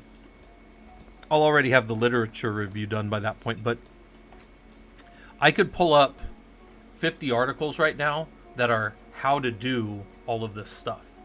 They're from mostly IEEE, because IEEE has a lot of good stuff. But they'll tell you technically how to do a thing, but they won't tell you if you should, right? So I really think there's a really good example here. Hold on, I got this in one of my talks here. Incident response. Cancel. If you guys have never seen this talk, there's a really cool thing by this guy Joe Vest, and this is kind of the crux of what I'm saying here. Is there are so many people doing so many things, but they're not actually looking why are we doing this thing? Well, because that guy was doing the thing. Well, because that guy talked about it at a conference, and shit, he talked about it at DEF CON. It's obviously good. What makes it good? Like, what? One of our guys that's in our community, Taniwa, gave a conference talk at SANS a while back, and he was talking about, he's like, there's an opportunity cost for all the things when people are attacking you, and the goal is to make the cost of your of overcoming your defenses higher than what it's worth for them to go do something else. That was a part of his talk. He also wrote a paper recently. I don't know if he ever sent that to our Discord, but he wrote a paper for SANS and published it recently too. And that's SANS, which is a security organization. SANS, like that, yeah. Anyways, look at this. All these people are doing all this shit, but nobody's actually doing anything. And I think that somebody should kind of look into that. So, anyways, that's where I'm at. Oh, look at this. 1,500. Yeah. So, anyways, then I got a whole bunch of, like, I have all my stuff up here, like all my research and stuff. Yeah. So there's all that stuff. Anyways, that's stuff that I'm working on. I actually thought about having, like, I might do maybe even Sunday nights where down in the Discord, if anybody wants to come in and hang out during study groups, we'll work on research and stuff. Mine the topic of PKI in relation to quantum computing. That'll be interesting, Salty. Yeah. Are you looking at how long it takes? And is yours a computer science degree? Because mine's technically just a business degree, but I'm tying it back to cybersecurity because I really do watch teams just do it so bad. And it's like, why did we stig a bunch of boxes? Well, because that's what that guy was doing. And stig is a pretty good process, but you know, what should we be doing with our time? And I think that's an important question to ask, right? Maybe I'll change some people's minds from the top down. So yeah, that's that. Just a doctor's in IT, but being a CISO, I made it about yeah, nice. Quantum computer. Yeah, Salty. You know what's funny is, like, almost everybody I've got 13 people in my current class right now, and most of them have come through. Like, mine's a doctorate of business administration in quantitative analytics, so I'm using quantitative, not qualitative analytics. And the thing that I'm losing my thread here. That happens to my mind often, especially, man, I worked so many hours this week. I was on site at a thing, and I'm not trying to make excuses, but I'm losing it. But most of the people in my program are doing AI in whatever they're doing. One of them, he started out with, so he's a healthcare guy, but he runs like I think at like the high school or college level, he's a coach for esports. And he was going to use it for recruiting practices. He was going to use AI to help them recruit talent. And I was like, that's really cool. But then he changed it because he also, in his actual job, he's a mental health like director or something, one of the guys in my class. And he's changing it to like AI to help detect, you know, whatever. And there's that. And then some other people are doing like AI to detect, but not just to detect it, but like the methods for it and all that kind of stuff. Yeah. Well, Salty, and most of the time, I mean, they're incorrect about their usage of AI when they actually mean like LLM or machine learning or something. Like, so it's interesting. So a lot of times, and by the way, most of you guys that are around here on stream, you know that most of the time I just try to like give you the facts. Like I'm teaching you like here I'm teaching you like how to be a beat cop. Like we're talking about like just the facts, just the, you know, I saw the person walk on the bridge, I saw the person, you know, shoot at the car, and then I saw him jump off the bridge. Like these are the things. I try to show you guys a lot of technical stuff here, but a lot of times you have to go and do your theory stuff offline. So like, you know, I'm always telling you guys, get your hands on this stuff. You know, get in here and do these labs and stuff. But then you have to take that and you have to think like, where am I using this and how am I using this? And I try to be an engineer's engineer because like I've been an engineer for so long. But the more I do it, the more I'm like, yeah, people want me to interact with the business more. I gave a write-up when I left. I left Northwestern recently. That was the college. I never told you guys who I worked for, but we had a contract with them for. We're still contracted with them from Redline, but I was for a year building their team up from 2 people. They had lost all the rest of the team, retirement and other things, and I built it back up to 8 people on the team. Some people are on stream here sometimes too. but I helped them build that team up. I helped them, put Ansible into everything. I helped them do these different steps that had to happen and get all that done. But then, what was the thing? I forgot where I was going with that. Oh, when I did the write-up at the end and I gave it to one of the directors who's like 2 levels up above my manager, he was like, "This is really good. Do you mind if I have this?" And I was like, "Yeah, you have it." I was like presenting him this presentation. He goes, "I'm going to make some of my directors start doing this." And I was like, "Yeah, that's good." And the funny thing is, and I was thinking about this the other day, I didn't even send it to myself. Like, I didn't even keep my copy of that. So I can get them to send it to me, but then I can generalize it down or whatever. But if you guys want to see like what a 1-year engagement kind of looks like for like an engineer to come in and like rebuild a team up or whatever, that's kind of what I did. Where did I wonder if I did that out here. I don't even remember how I built that, but we'll figure it out. I'll get that. Shoot, we're going on 3 hours, and I was on earlier. But what were we going to do next? Hold on. We didn't finish this. We never finished this up. So install and configure hardware peripherals. So let's look at how did this system boot? What does it have attached to it? This server is not actually a hardware server. We know that this is a virtual machine, right? And how do we know that it's a virtual machine? So somebody tells you, "Hey, have you plugged that into the server yet?" And you're going to the server and you're looking at like a DMI decode and grepping for like vert, and you see that, well, I'm on kubevert, right? Or maybe you look for like prod and you see that it's a rel box, but you're like, wait a minute, how is this a Red Hat box when I'm actually on an Ubuntu server? Well, it's because that's the virtualization under the hood, right? So if I go do more, I can see here that I'm on kubevert on top of a rel 8.6 underlying host. That's my host machine, and then I'm up here in kubevert as a virtual machine running Ubuntu 20.04, right? So there is nowhere for me to plug hardware in. We might be able to plug it in somewhere on the network and get to it and that kind of stuff, but I can't plug things into this. So if I need to know what devices are connected to this machine, we have like an lspci command, and that'll tell us like what's on the PCI bus, right?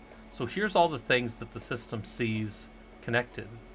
And a lot of times you'll be looking for like lspci for maybe like ETH, right? Or there's our Ethernet controller, or maybe you're looking for like USB if it's a physical box and it's got USB ports on it. And I think there's actually an LSUSB as well. So there's other commands that are out there, but this is a virtual machine. It doesn't have any of that. So I might be able to come over here. Let's see. I haven't jumped into this box in a while. 192.168.11.199. Yeah. What's the password for that guy? I think it's this.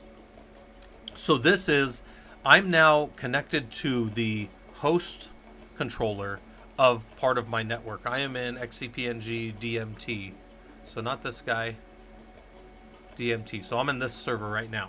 The host that hosts all of these different things in my home lab, right? This is one of my older boxes. I think he has, this only has 32 gigs of RAM. How pathetic is that? My laptop here has more than that, right? Anyways, so I'm kidding. But here, LSPCI, he's a physical machine. He might have a whole bunch more actual things connected to the bus, and LSUSB may show quite a bit more places that I can attach USB to this device. So it's mostly LS commands, right? But maybe, configuring and putting hardware and peripherals onto devices has to do with like knowing your LSPCI, LSUSB commands, and then knowing how kernel modules work. So maybe you have an HBA adapter. This is something that happens to me a lot. I'll have a big physical box, and it'll be part of a cluster, and I'll have some type of adapter, a Mellanox card or something. By the way, Mellanox would show up in here if I had Mellanox. I'll get my boss's permission to show some of our lab environment sometime, because he's the CTO. He can give me permission. And I'll show you guys some stuff. What is the current Linux on the right-sided window? Groovepunk, you're talking about this? This is Notepad++, and I just watch it in dark mode. And what this is just like like actual job boards that we found. I probably pulled this a few months ago, and it was things people wanted. They asked for installing, configuring, and maintaining Linux. They wanted monitoring system performance. They wanted implement and maintain security measures. And we were just walking through what some of these look like, right? And now we're down in, they want us to know how to install and configure server hardware and peripherals. So I'm just showing you guys how we would do that. So if I'll put, when this is done, I will, it might be a day or two before I finish this because it takes me a long time. For SSI, the middle one? Oh, this is my home lab. This is my home lab, and then I'm using this one here. This one here. He is home lab for me, and I am jumped right into my XCPNG server, which is the host of a bunch of other things. Yeah. This is just, and then I just have, this is, I'm off my jump box. Everything's off my jump box always, and then I'm over in this other system here, right? And thanks for the follow, Foss Unleashed. Hopefully this stuff's useful to you. I do like that name. Foss is free and open source, if you guys don't know. Free and open source software. They call it Foss. And I learned that from like, hold on.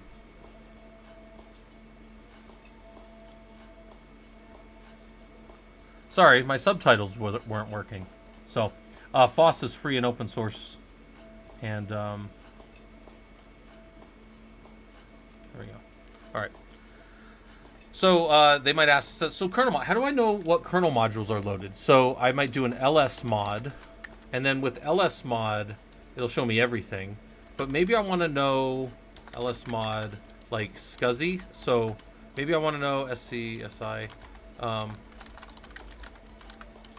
I expect like a certain SCSI controller to come up. What's the current Linux implemented?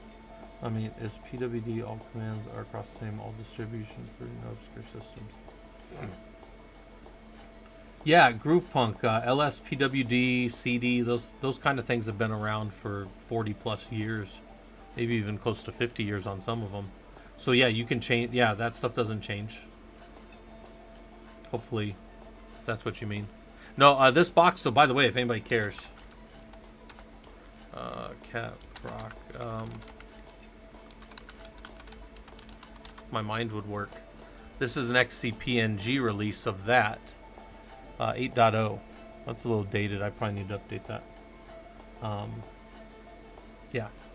All right, so over here, back to hardware and peripherals. Kernel modules, right? You might use ls mod with like a grep for whatever to see if the module, hey, EWO on site, how's it going? Make sure everything's there. Also on the left here, or on the right, I am still stuck. It's kind of funny. All right, doesn't matter. Now, this next stuff, you might say, well, I don't know how to prove that I know how to collaborate with other IT professionals to plan and implement system upgrades and migrations. How would I prove that? Yeah, Groovepunk, hopefully that's useful. Yeah. What's my opinion on building your own OpenSense firewall in XCPNG? EWO, that's probably fine. I set up, I have one of those somewhere. Hold on, let me go look at this. We just go look on one of my lab servers. I had a pfSense. I've never tried an OpenSense. I don't know what that is. But I set up a pfSense on one of these before. I was trying to set up like VPN. I have a lot of ways to connect into the environment. What I need to get better at is like user management. I don't want to give people like blanket usernames and passwords much. I'd like to give people their own, but I also need to, I don't want to do it manually. What PCIe network card? EWO, I will go with typically whatever the vendor. So thankfully in the systems that I build and the things that I do, it's almost always so big that we have consultants from a vendor. So a lot of times when I come into a system, I've already been given all the best practice stuff from the vendor. And then for me, my, few hundred or even 1,000 or more systems, what I'll be doing is I will be hitting those systems to see that they're all the same. And what I do is I'll kick back. Like if a 10 servers come back with some other, we do like a PCI grep for ETH, and they come back and they've got a different Ethernet controller on like 5 out of 1,000 systems. I'll just be like, hey guys, look, those 5 got to go. We're gonna build this system to run without some one-off crap. That's 5%. That's less than 5% of the overall system. That's 0.5% at that point, right? Like, get it out of here. If you're at 1,000, right? So it's like, get it out of here. Bring me new stuff, because you can't. And most vendors won't even do that. Like they're pretty good about that kind of stuff, because they don't want to have to replace hardware like that. But yeah, if we pay to get everybody on the same like NetExtreme, BCM, whatever this is, we all better be on it, because I don't want to. One of the worst things ever is different cards being maintained different ways with like different addresses and stuff. Clean my glasses off here. We don't want to do it. It's a mess. It's a nightmare. It's the worst thing ever. It's not the worst thing ever, but it's pretty bad. Management by MOTD. I like that. All right. So, how might we collaborate with other IT professionals to implement system upgrades? So, things that you can do here, right? You could study ITIL. ITIL is a very common framework. You can study, what are some of these other big ones that are out there? Other big ones besides ITIL are TOGAF. You could study TOGAF. And this may be specific to whatever your organization is, but TOGAF is an open standard. I think it stands for the Open Group Architecture Framework. And if you understand how their stuff works, you can talk to other people that use TOGAF. Places I know that use TOGAF are like PetSmart uses it, because I got an architect buddy over there. He's actually, they don't use AWS at PetSmart. They use Azure. And if anybody wants to guess why, it's quite funny, but it's true. Why does PetSmart not use AWS? If anybody wants to try to guess that. Study ITIL, study TOGAF. I would say maybe study. Well, they'll use it for all their Linux stuff too, but they will not use AWS. Study. It's a business reason, not a technical reason. I've noticed you can automate stuff in PHP. Writing scripts is not viable for like regular stuff as you described, just doing cloning data and stuff, right? Yeah, Groovepunk, you can use PHP for whatever you want, but I'll just tell you, you're not going to find many shops that other people are using PHP. I could probably tell you the only one on planet Earth. It's a place over at there's a place called Keras Life Sciences, and their director of engineering. I worked there years ago, and their director over there of engineering, software engineering, that guy, he was very good, very capable coder, and he did all of his stuff and made all of his guys write in PHP. Weirdest thing ever. Even scripts, even programs, PHP. So, you could do it, but you were not going to find a lot of support for it. If I'm automating stuff, it's either typically in Ansible. I can do it in Python. Like I said, I've done some stuff professionally with JavaScript, but I don't even have that on my resume. Yeah, he did PHP in literally everything. We did a thing one time. I was telling you guys about this. We had ran this AWS server, and it was a big beefy server. It was like like $40 or $50 an hour to run, and we spent like $800 on it over a weekend. But we processed over 4 million records, and it was really good. We were doing this was in 2015, and we were doing a process of all the records that we had, and we were running tesseract against them and extracting all the data. And I saw the wrapper that he put around it. It was about 8 pages in PHP to run all that and to check it and all that stuff out. Yeah, it was about 8 pages of PHP. Their whole thing, man. That whole team. What's this last one I was thinking? You could study Agile, because that's what a lot of people use. And Agile, man, there's 4 methodologies. There's 4 principles to Agile. And if you can talk to those 4 principles, you're probably pretty good. So that's how you collaborate with other people. And then I would also say, you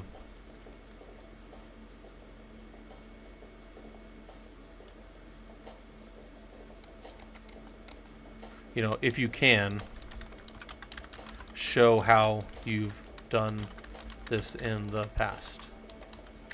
Deadlines, planning. You know, do you understand deadlines? Do you understand planning? But if you can show them how you do it. So they ask you a question about, hey, how well do you collaborate with other ITs and professionals? You say, well, you know, I'm used to doing a stand-up every day. We talk about the stand-up's quick. We do under 15 minutes. We talk about what we completed yesterday, what are we working on today, and any blockers. Then we let the management redirect us if they need to, and then we go. And then this is more like planning systems updates. So this is more like, yeah, hey, I sat in meetings and we talked about what's our 1 week, what's on our 2 week agenda, and what's on our maybe 4 week agenda, and then what's in our backlog. Like, and maybe for that I use Kanban, because Kanban's real easy to see visually with the Kanban board, that kind of stuff. So this is not technical stuff, right? This is non-technical. This is business stuff. But that's what those frameworks are right there. Those kind of things. Those are ones that I would think to study. And then just always be ready for that question. Like if you're gonna go, like, you know, do a resume and sit around and so I know people that just sit and interview for fun. They're not even looking for work, but one of the things is always be ready for that. Like, hey, what about the time you did the best you could, but the process still failed anyways? That's a big one people like to ask. So, Cypher, is that you? Are you doing that? That's funny. Just promote it partially scripting language for bash routines. Okay. Always let one guy make the main plans, otherwise they get good and messed up. Although good guess, good communications will fix that. Yeah, if you want to take this far and go be a project manager, you can get your PMP. It's not a PIMP. That is project management professional, right? And you can get that cert if you want. If that would be for fun. Yeah, Robdom, he must do it for fun. You know, he wants to take all the. But I actually know 2 other people that do that. That just go sit in interviews for fun. All right. This one says document. So, how do you take notes? Right? I keep everything in a raw format, and then I clean it up for final consumption. So some of you guys have seen, like, I just have a whole bunch of notes open, just doing a whole bunch of crap in my network, or a whole bunch of things that I've built and done and that are half done. But when they're all the way done, then this temporary thing doesn't need to be there anymore. Like when I get done with this and I send this up to the Discord, I'll delete this one. I don't need it anymore. I can go grab it out of Discord. But yeah, I keep a lot of raw notes of things as I'm doing things, as procedures and processes are happening. I have a bunch that I wish I could show you guys here on, see if I have any that I can show you, like my personal stuff. I need to name them. Oh, this was when I was building out the HPC stuff. And this was the name of like the HPC cluster nodes. This was their configuration inside of their site configuration.yaml file. And these are the nodes that then get looped over and built from Ansible, right? And these nodes all exist up here, but I need to, they're all up here, but they're all off right now. And then I can turn them on or off at my leisure here. In fact, I have a thing right here that I need to go mess with to start restarting my nodes every day. So power on or reset nodes based on these values here. All right, so anyways, yeah.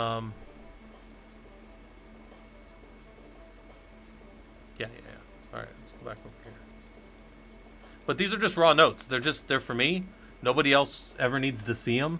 You guys just see me doing them on stream because I'm kind of walking through what I'm going to post out there for everybody.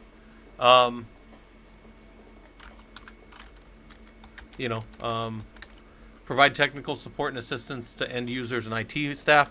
We need to remember the picnic issue. We need to remember the PEBCAC issue. What else? What are the other ones who get us in trouble? Who knows what the picnic problem is? Who knows what the pebcac problem is?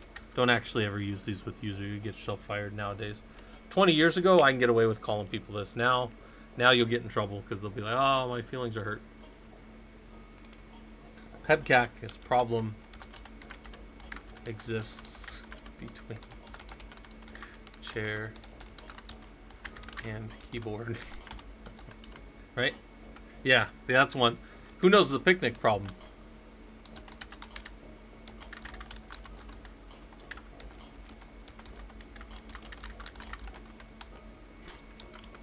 Problem in chair, not in computer. There's the ID10T error, but I think that one's stupid. Like, I don't think that one's as clever as everybody thinks. The ID10T error is like the ID10T error is like this. So, I don't know. That one's self-explanatory. But no, how do we provide technical assistance to end users and support staff? Document and train users on how to access your systems, right? A lot of times, guys, like I sometimes have to stop myself because like I'm dealing with like a really smart engineer that really knows their piece, but they can't get something really simple in Linux to work. And the thing is, it's like I remember that I'm there to do the Linux, but they're not, right? Like they're not there to necessarily know how to do that. Yeah, I like that layer 8 problem. I like that a lot. I've heard that one, but I haven't heard that in a while. That's good. Yeah, layer 8 problem. I like that. Yeah, that's pretty good. Okay. So, and then document and train users on how to access your system. What does the chair mean in these? So, problem in chair. You're kidding again, right? NK coder. Problem exists. Yeah. So chair means like you're sitting in a chair. It's the person, not the computer. It means that like the end user is the problem. Yeah. The user. Yeah. There you go. Yeah. As Foss Unleashed said, and NK coders. Yeah. The chair is the user. But you're trying not to. So if you ever see that note in like a ticket about you, they're saying that you're the problem, which obviously wouldn't make most users very happy because they're probably very good at what they do. So like I've worked with a lot of engineers that are very smart, but they don't do a lick of Linux. They don't do Linux at all. But I'm laying him. Fun fact about that: anytime anybody mentions anything. Did you guys know I'm the oldest of the millennials? I am the oldest. Like I was born in 81, so I'm the oldest of the millennials. Which I think is funny because everything people describe about millennials has nothing. Like I've been a curmudgeon since I was like 22 years old. I've been like get off my lawn since I was very young. Of course, I kicked off Iraq when I was only 21. So that's that'll make you a curmudgeon. All right. Yeah, I like that layer 8 problem. That's funny. All right, so how are you going to stay current with industry trends and best practices related to Linux administration? You could maybe get certs. You could attend conferences, virtual or otherwise. You could. What other ways would you say to stay industry relevant, like to keep yourself sharp? You could join the professional Linux users group on our Discord, right? Like that kind of stuff. Yeah, you could join professional groups. One of the things, if you ever go to college, it's a good idea to join professional groups while you're in college, because I remember when I was in college, I could join the IEEE for like $15. But then when you're a professional, the IEEE is like, I think like almost $300 a year to be a member of. Yeah. I would say this. I would say find a mentor and find a mentor and learn from them. Yeah, I'd say that's really good. Yeah, Robed on meetups. let's say that's a professional group.